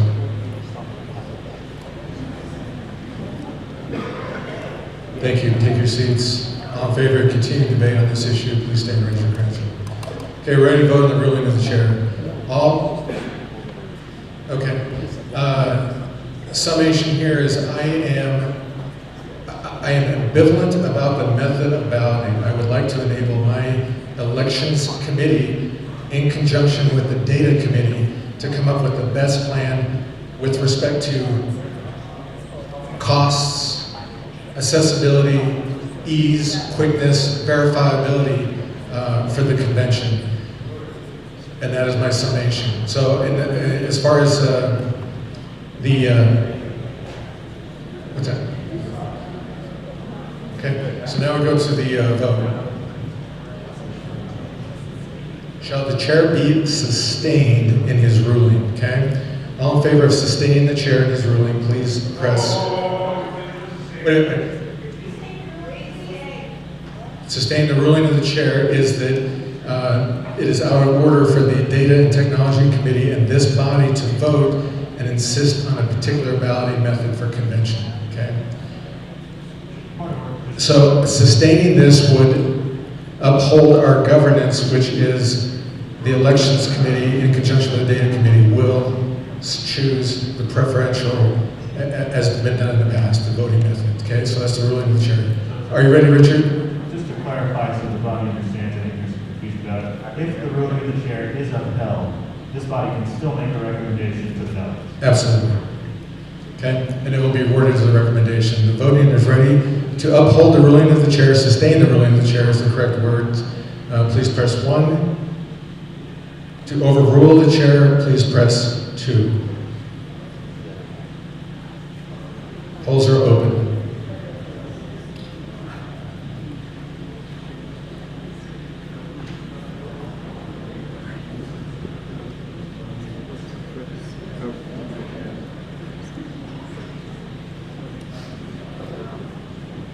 Are you ready? Okay, the polls are now closed. Display the vote, please.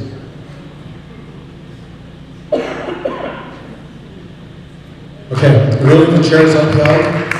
Would you like to make a recommendation? Lowell. I move, Mr. Chairman, thank you.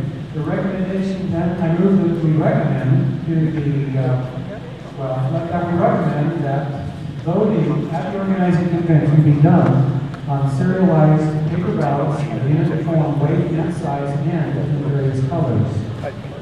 Okay, can you provide that afterwards? Yes. So the motion on the floor is to recommend that the elections committee use serialized paper ballots Of uniform weight and size. of uniform weight and size. And in various colors. And in various colors. Okay. That's the motion on the floor. It is debatable. Is there any debate? Okay, there is no. Go ahead, Scott. I stand in opposition to paper ballots for several reasons. One is the time it takes to cast the ballots. The proposition to weigh these ballots. I was the director of operations of an online toy company, and yearly we did our counts within the warehouse, and we tried to expedite that by weighing some of our high-density items. We had a 15% error rate that we accounted for in weighing those products, of which we need to weigh the exact weight. So my problem here is that that method is not viable for accuracy reasons. Secondly, I do agree with the cost issue, but I also agree that I think that we can use the fundraising throughout the county to pay for this cost, especially at that level. So therefore, I stand in opposition to paper ballots. Thank you. Chair Granstville. I actually support this. Where we were sitting at the last state convention, about a third of our group had to get up every time we tried to vote because it wasn't taking our votes, and we would push the button, push the button, push the button. We'd have to get up and go wait in these long lines to get that problem resolved, and some of us, we never did get our votes counted. Thank you. For or against this recommendation? I have a question for, sir. Yes, go ahead. Yeah, clarifying question, go ahead. Have you checked into the cost of doing the serialized paper ballots you're discussing? I do not have a quote, but the cost is but I do have a ballpark figure, and that ballpark figure is $1,000.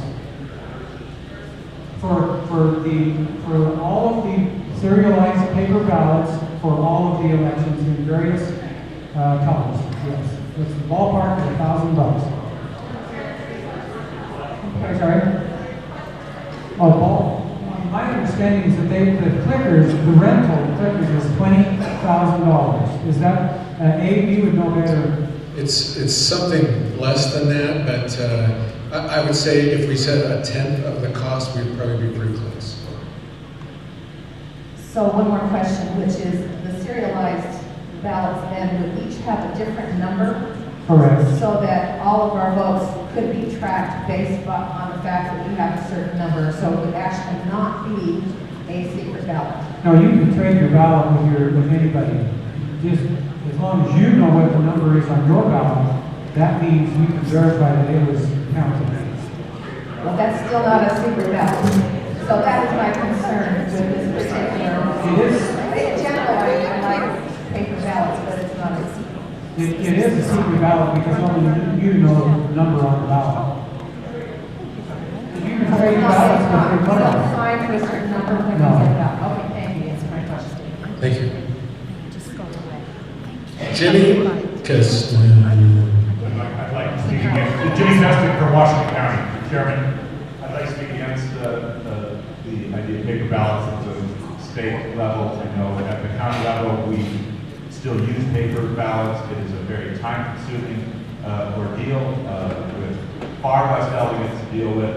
Electronic balloting has been proven to be accurate counts of what is going on, and those glitches are no more or less difficult to deal with than the problems you have with paper balloting.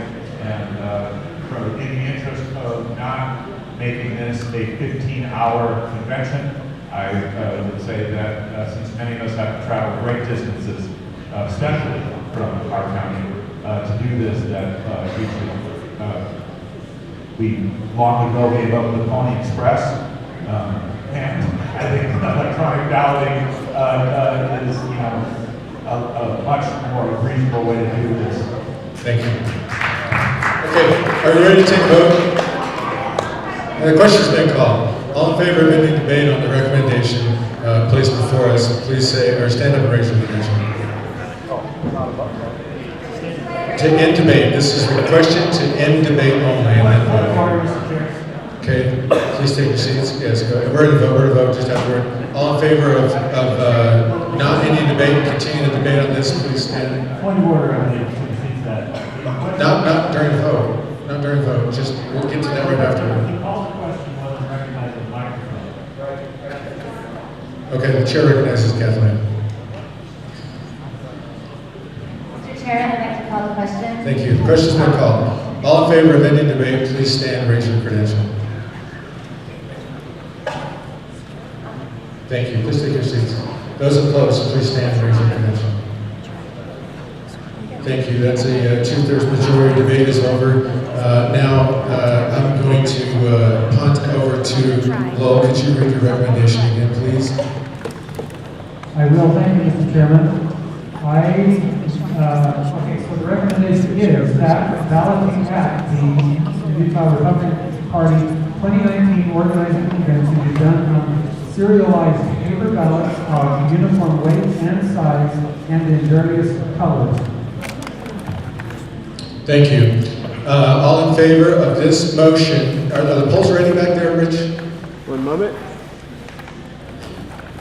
You said wait just a second.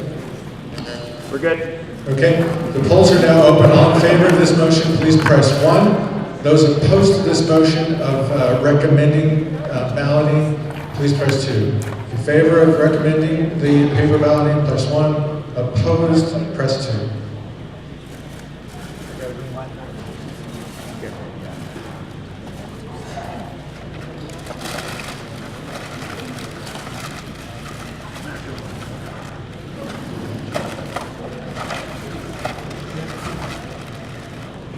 Just a second, we're right in the middle of voting. I'll get to you as soon as it's done. Thanks, Chris. Are you done? Great.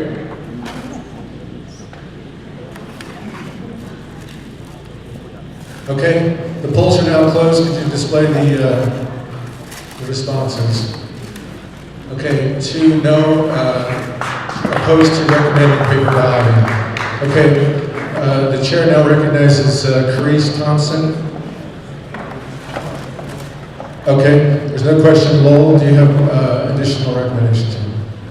Additional report? Yes, thank you, Mr. Chairman. The second recommendation is that the organizing convention, that at the organizing convention, the electronic clickers not be used. Okay, I think that's out of order because we just decided that we couldn't impose anything on the elections committee. Just a recommendation.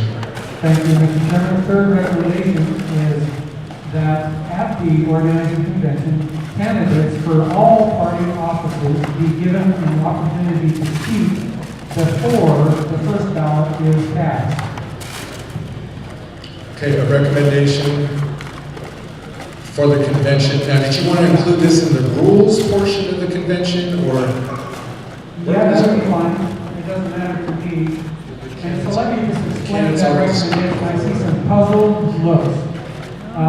In your precinct meetings, generally speaking, the precinct will elect a chair, they'll have nominations for the chair, you'll hear from all the chair candidates, and then you will vote. And then after you see who the chair is, then you elect the vice chair and have those candidates speak. Then after he is elected, he or she is elected, then you do the same for secretary and treasurer. Whereas this proposal would in a precinct setting, would say, we want to hear from all the candidates for chair, for vice chair, for secretary, and for treasurer, and then we will vote. So, at the very same time, on the first ballot, you cast your first ballot for chair and for vice chair and for secretary and for treasurer. So that, I just wanted to explain that. So the puzzle looks go away. Did the puzzle looks go away? I think so. Okay. Chair recognizes Dana. I call the question. She calls the question. Question's been called on this. So the motion on the floor is to recommend that all the candidates speak before the first round of balloting. Yes. I'll call the question requires a 2/3 vote to debate. Yes, it did. Yeah.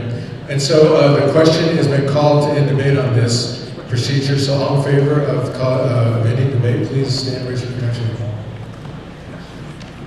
Thank you. Please take your seats. All those opposed, please stand and raise your hand. Thank you. The chair rules that that motion passes. Debate is over. The motion on the floor is to recommend to the Rules and Elections Committees that all the candidates be allowed to speak before the first round of balloting begins. All in favor of this will push 1. Those opposed will push 2. I'll repeat that in a second. Are the polls ready? Clarification, Mr. Chair? Yes. We're voting for a recommendation on setting the stone, correct? Correct. Okay, the polls are ready. The polls are now open. All in favor of recommending that to the committee's Rules and Elections Committee to allow all candidates to speak before polling begins, please press 1. Those opposed, please press 2. All offices, all candidates, chair through secretary and treasurer, please. Chair through treasurer. 1, to recommend that we all candidates speak to in all offices before voting. No. To not recommend that.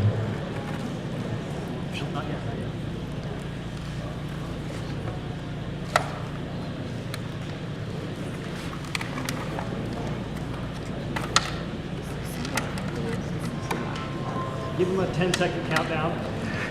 Say louder. Sorry, give them a countdown in case there's anyone left. Okay.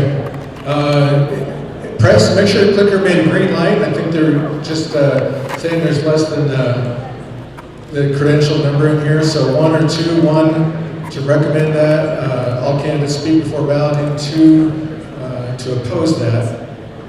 Have you received, are you ready? Okay, 3, 2, 1. Polls are closed. Can we please display the answer? The results.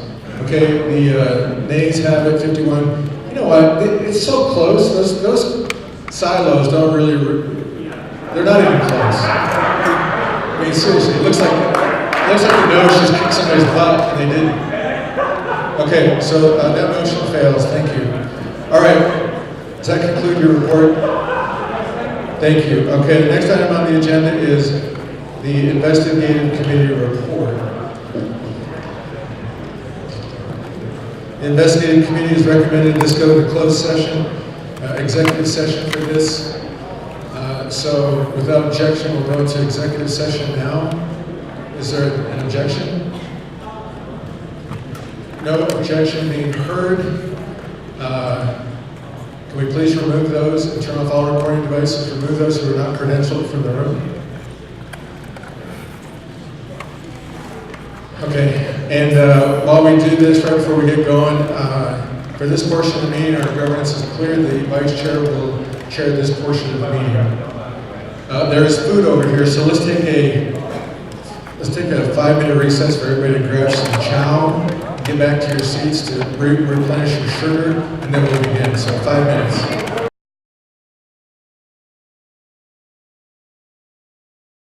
Audit information that we need for our purposes.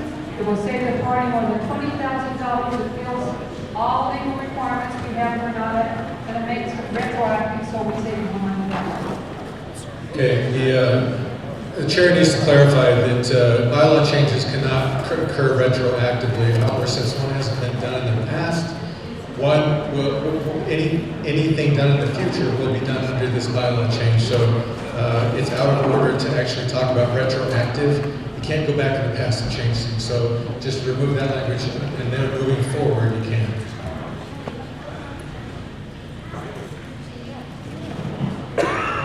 So that it doesn't affect anything, it still accomplishes what you want, but you can't pass something retroactive.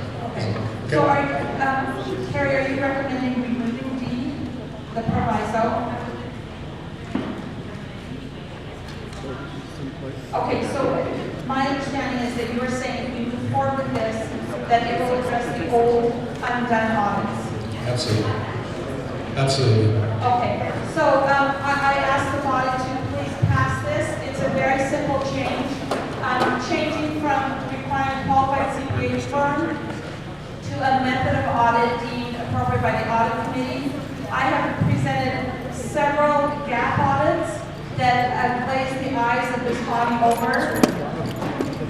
And it wouldn't put the CPA helping us. It just simply wouldn't be the kind of gap audit where we get a letter stating reconciliation from year to year. It would be more issue-oriented and address the compliance of this body to the operations manual and the issues that are important. This type of audit would cost approximately $1,500 a year instead of the $8,000 to $10,000 a year. We have the support of our treasurer, the audit committee unanimously supported this, and as did the Constitutional Bylaws Committee, and I ask for your support to change this bylaw. We will be able to accomplish this type of audit before the term of the current audit committee expires. Thank you. Thank you. Without objection, will rise from the executive committee. There is no objection. Come on in and start cleaning up. As far as this is concerned, when I realized that our own internal requirements, there's no external requirements for an audit, I've asked the audit committee to address this. They did, and I think this is a good bylaw. I think we can pass this pretty unanimously, pretty quickly here. All in favor of this bylaw, please say aye. Aye. Those opposed, say no. That is noted as unanimous. We have 2 minutes. I'll entertain a motion to dismiss. Bill Dallas, motion to dismiss, is seconded by his lovely Motion to Janet. take from the table. This is not available. We're having a motion to dismiss. It is a motion to dismiss. It's not available. All in favor of dismissing, please say aye. Those opposed, say no. No. Okay, the noes have it. Go ahead.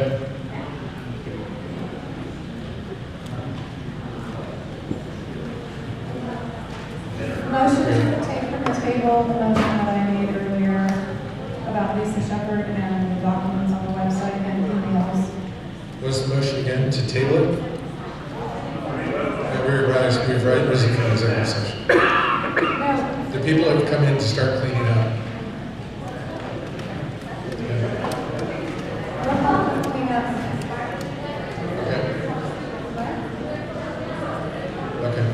It can be in public. It's already in public. It doesn't have to be in the executive session. It's already on the website. Okay, as far as the items that we accomplished in executive session, we need to acknowledge those. So as a synopsis,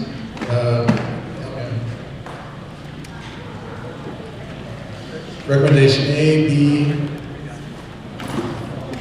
C, D, E, no, was E? No, okay, and G were all adopted by the body with the amendment on G, and that's it, okay? So that concludes that portion of the business. Could you rephrase your... Point of question, or I have a question. Did you say A, B, C? I didn't hear B. Yes. A, B, and C. Yep. Motion to remove from the table the motion that I made about the Lisa Shepherd censure.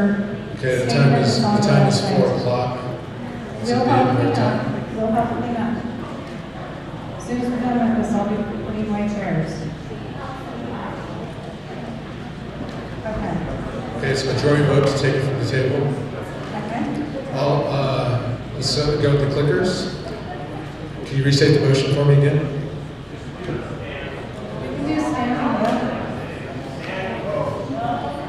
A motion to remove all discussion censoring Lisa Shepherd from the website. Is that correct?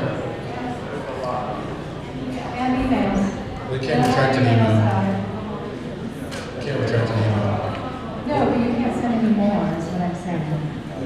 No more emails. Okay. Motion to remove from the website any mention of Century Lisa Shepherd from the emails and from the website. And no more emails going out about it in the future. And say what? No more emails going out about that in the future. No more discussion. And cease and desist on emails concerning Lisa Shepherd and her changing the bylaws. Thank you. She admitted to it. She admitted to it.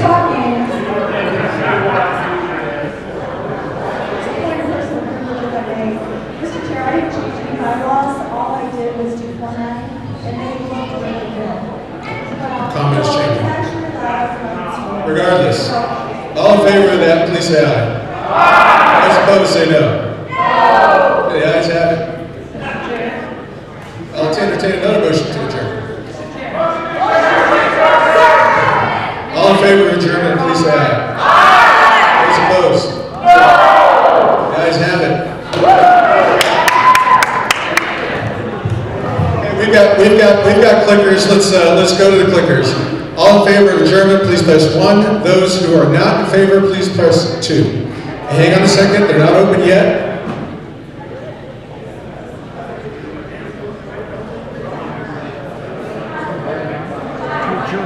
To adjourn.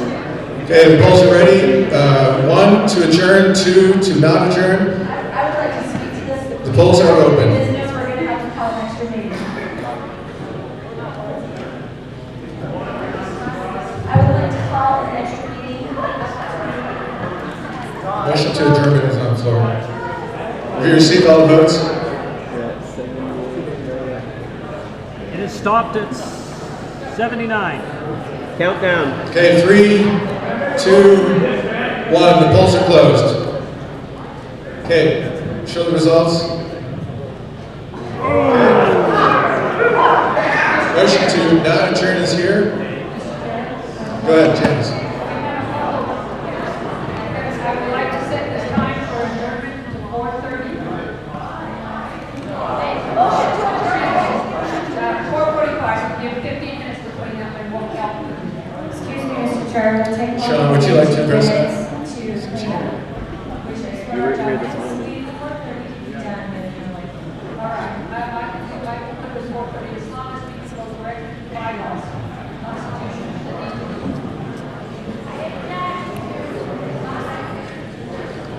Okay, that's out of order, so we need to make a motion on that, please. Motion to adjourn at 4:30 to give us time to do some extra business so we don't have to call it. Okay, the motion on the floor is to adjourn at 4:30 and to also skip to the business so we go right to the CMB proposed amendments. So if you're in favor of skipping to moving the time sensitive, making a time sensitive adjournment at 16:30 or 4:30, and then going to the CMBs, can you set up a vote for that? Are you ready? 1 second.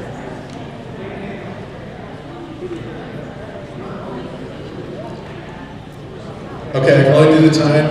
The polls are now open. To set the time adjournment to 4:30, please press 1. If you oppose that, press 2.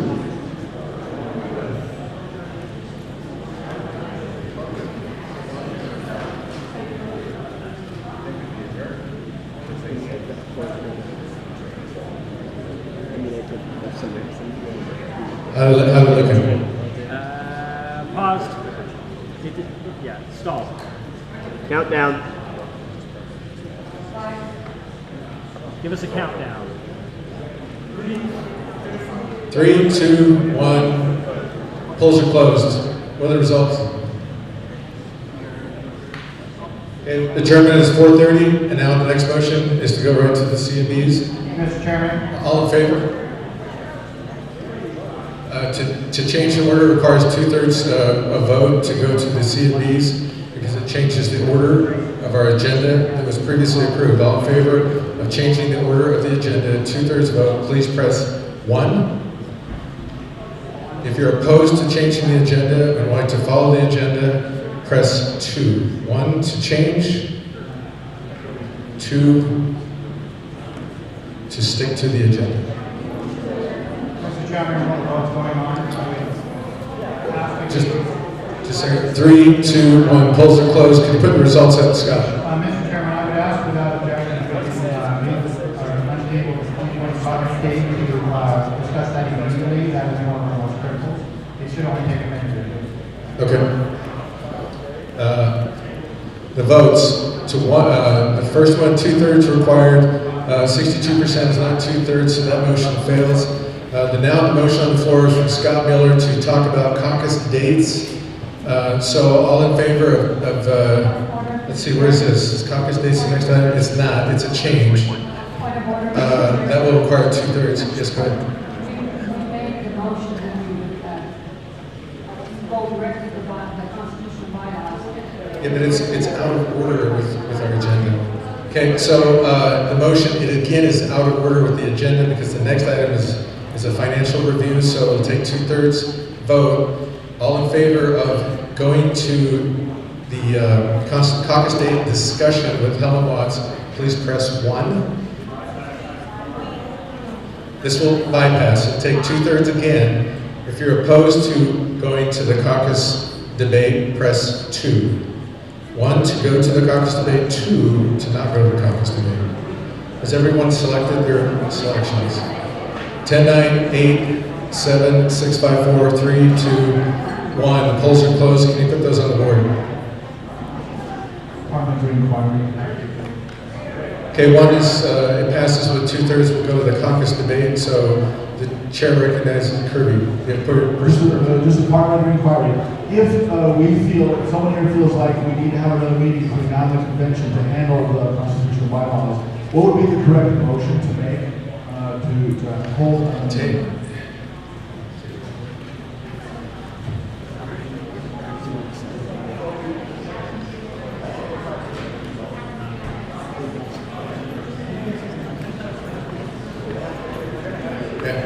That would be something to the extent of I give notice to have the chair call a meeting between a certain date phrase to call a special meeting to deal with these at the chair's discretion. Okay. The chair now recognizes one else. Does that make sense, Kirby? Thank you very much. I'll be very quick, and this should be quick. Last year, when it came to scheduling schools for caucus, it was very difficult because of the timing involved. This year, I decided to be proactive, contacted the chair, who's contacted the state, we come up with a date of Tuesday, March 24th. Our constitutional bylaws, say that this body has to vote and approve that date, and so I move that caucus 2020 be on Tuesday, March 24th. Okay, this motion is debatable. What I will say to explain this further is the filing deadline is March 13th to 19th. So you can have it as early as, if you want to wait till after the filing deadline, Saturday the 20th. The date that Helen just gave you was the next Tuesday, which is customary, okay? Mr. Chair, can we call the question? Sure, the question's been called. The question to end debate requires 2/3. All in favor, please raise your credential. Don't stand. Okay, put your credentials down. Those opposed, raise your credential. Okay, the debate is over. That motion to end debate passes. So now we'll go to the floor. So the motion on the floor against, Helen, would you restate that? Sorry. The motion is for this body to approve Tuesday, March 24th, 2020 as our caucus date statewide. I have a question about that. Do we need to establish a time, or is the date sufficient? No, I think the date is sufficient at this point, okay? And then the next SCC can act on that if they want to further define it. I just want to remind the body that once this is established, the schools are required to give priority to the political parties requested. Okay. I guess it's a plug to approve this date. So all in favor of approving Tuesday, March 24th, 2020 as the caucus night for Utah Republican Party, please say aye. Aye. Those opposed say no. Okay. The date is approved.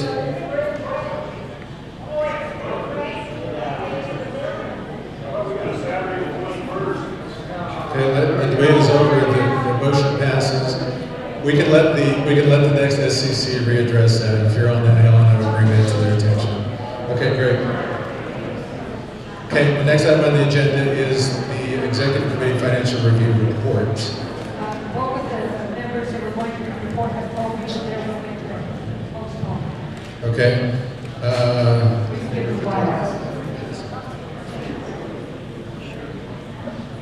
The members, both of the members who had that said they would postpone it. We wouldn't have to deal with it this meeting.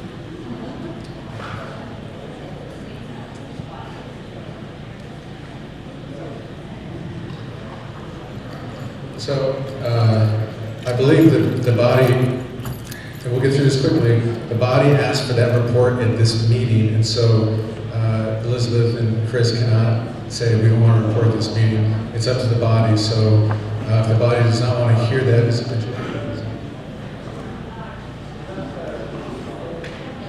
Okay, majority vote to not hear the report. All in favor of not hearing the report, postpone the report to the next meeting, please say aye. Aye. Those who are in favor, please say this time. Those to oppose and have them to report this time, say no.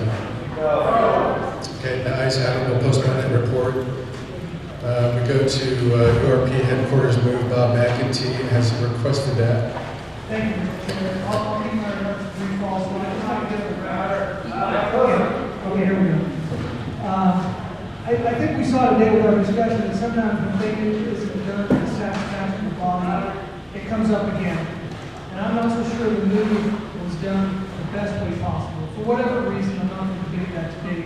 I would just like to call out to get in the minutes and for the next SEC to consider, we should either ratify the move that was made, or I would suggest form a committee to look into what's the best place for us. Do we want some easier two-way access, someone with better parking? If we're going to do it, let's do it right. Let's have a committee look into it, decide what's the best place to move for us, visibility, all these things are considerations. I just want to be on record saying we should look into this, either ratify the move or look at other options. Thank you. Okay, can you restate your motion? It wasn't a motion, sir. I just simply want to get there. Hopefully, go to that. The committee should conform by the next SEC to either ratify the move that was made or consider other options. Okay, the motion on the floor is to this meeting ratify the next meeting. Okay. The motion on the floor is to, at the next meeting, discuss the headquarters move, either ratify or address the issue. Is that correct? All in favor of that, please say aye. Aye. Those opposed, say no. The noes have it. We'll let the next SEC deal with that. Okay, Janice, senior proposed amendments. Thank you.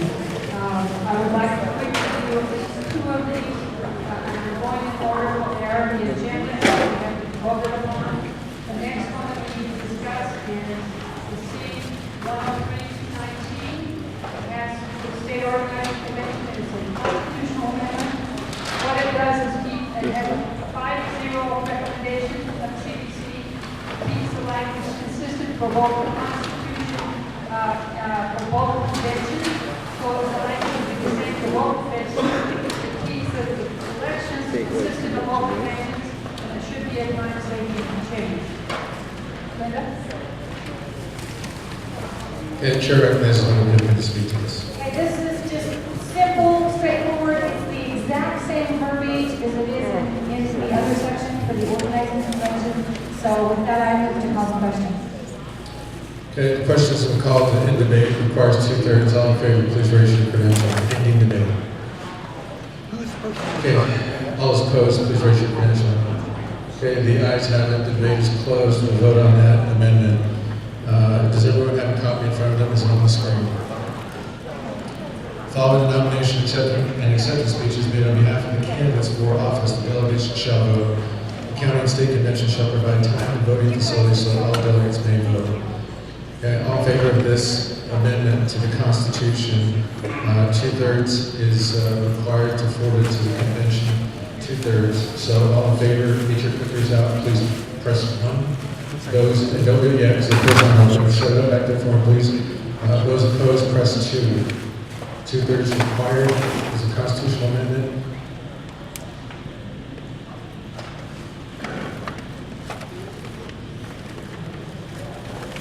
Okay, the polls are now open. One supporting this, 2 opposed. 2/3 vote required.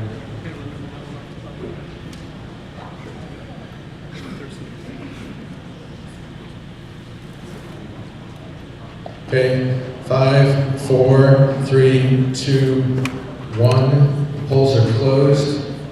Please publish the results. Okay, 68 is over 2/3, so that passes with a 2/3 majority to be forwarded to the convention. Chair recognizes Janice. This is by B-103, 2019. It's convention rules, and it has to do with what we did our last meeting. It's sponsored by Phil. You may remember in our previous meeting, we made this change so that we wouldn't spend 4 hours arguing about the rules at a convention. So I'm proposing we strike number 3. It currently says suspension of convention rules shall be by a 2/3 majority of delegates present with a quorum present. If we leave this in here, this could create the same scenario that we had last year at the convention, where we could spend hours and hours arguing over rules.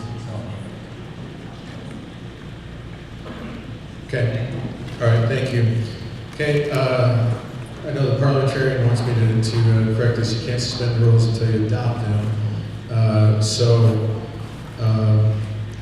However, that will strike the language as depicted on there. Is there any discussion or is there a question? Call the question. The question's been called. All in favor of ending debate, please raise your credential.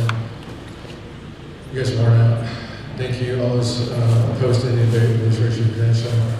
Your lanes, all lanes, with the drums, the cliff, and the following, except for the 2/3 of the Okay, the vote, the ayes have it, so debate is ended. We'll vote on this. All in favor, get the clickers set up, Rich. If you think I'm going too fast, I'm trying to get through all of this because I know you all sacrifice time. I want you to stay here. I want to get this done. Okay, you ready? Rich? 1 second, please. So little finger. Okay, thumbs up. All in favor, press 1. All opposed to this bylaw change, press 2.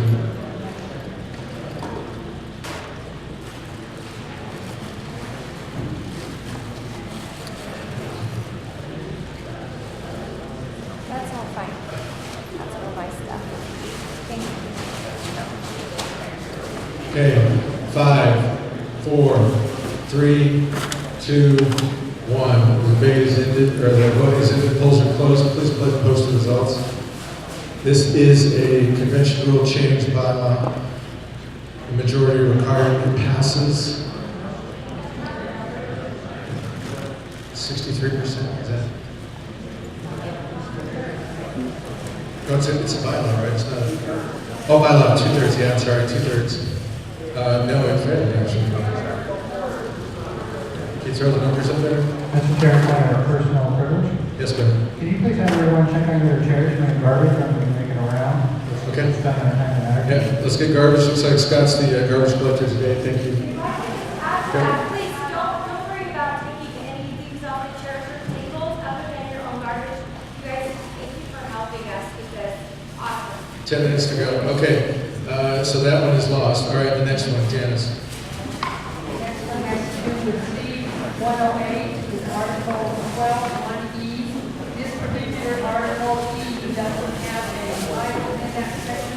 The rest of them in that section, all of the letters, portions of it, have titles. And this responsive is Mr. Shepherd, and all it's doing is adding a title that talks about what that section talks about. It should be straightforward, up or down.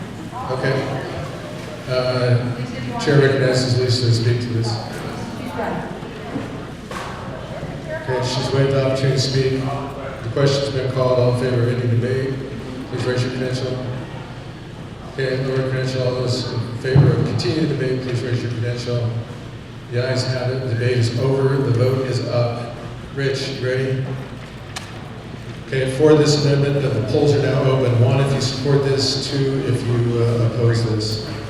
I don't think the polls are open here right now yet, so you ready? Hang on a second. Okay, I got thumbs up. Polls are now open. 1 if you support this amendment, 2 if you do not. 1 supporting it, 2 do not. Simply puts entitled. Okay, 5, 4, 3, 2, 1. Polls are now closed. Results.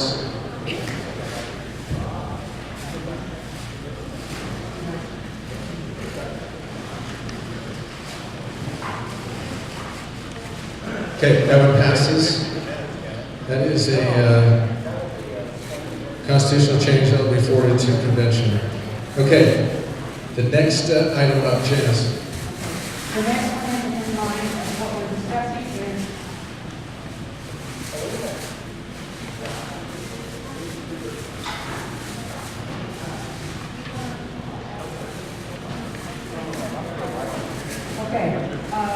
this is having to do with Article 5, State Executive Committee. And it's dividing up membership into 3 different spots. So it's not just a very huge paragraph. You can see what they're doing. He's trying to have that 4.1 favorable recommendation from the CDC. It eliminates proxy voting, in agreement with how Roberts feels about proxy voting. It adds more grassroots input, adding a 3rd congressional district representative, brings into alignment a more balanced representation requirement for a vote on the committee, while still allowing auxiliaries a voice to speak in the meeting and report on their auxiliary, and adds a standing rule number 3 into the bylaws that require monthly meetings for the SEC, the Executive Committee. And Tina, you can speak to that? Is Ben Thompson here? Big Ben? Okay, okay. Chair recognizes Tina. Okay, so this language simply, this did like in section C of Article 5, Mr. Chair, personal privilege. Yes, go ahead, Tina. We keep having all of these things coming up about the auxiliaries. And so I just would like to speak quickly about, because there's multiple ones that deal with it. As the advisor of the Teenage Republicans, I am not trying to recruit you to the future of our party. And Personal privilege.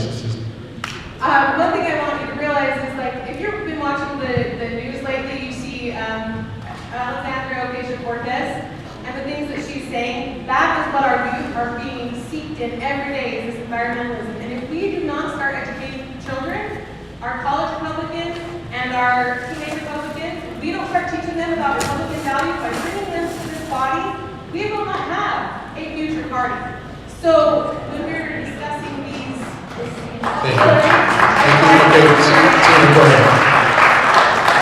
So on Article 5, Section B, the purpose of this is to reform the composition of the State Executive Committee while improving the functionality of that more grassroots organization within the Utah Republican Party, as was the original intent. So the way this is going to be accomplished, in Section B1, this section defines who are to be the voting members of the State Central Committee, the Executive Committee. In Section 2, this book enhances and strengthens the importance of being a Republican elected to Congress and various statewide offices by the citizens of the great state of Utah. We also recognize the contributions of the leadership in Utah by maintaining their voting membership on the State Central Committee when they are in attendance at the meetings of the aforementioned delivered bodies. We also understand that because of their duties and obligations that they may not always be able to attend those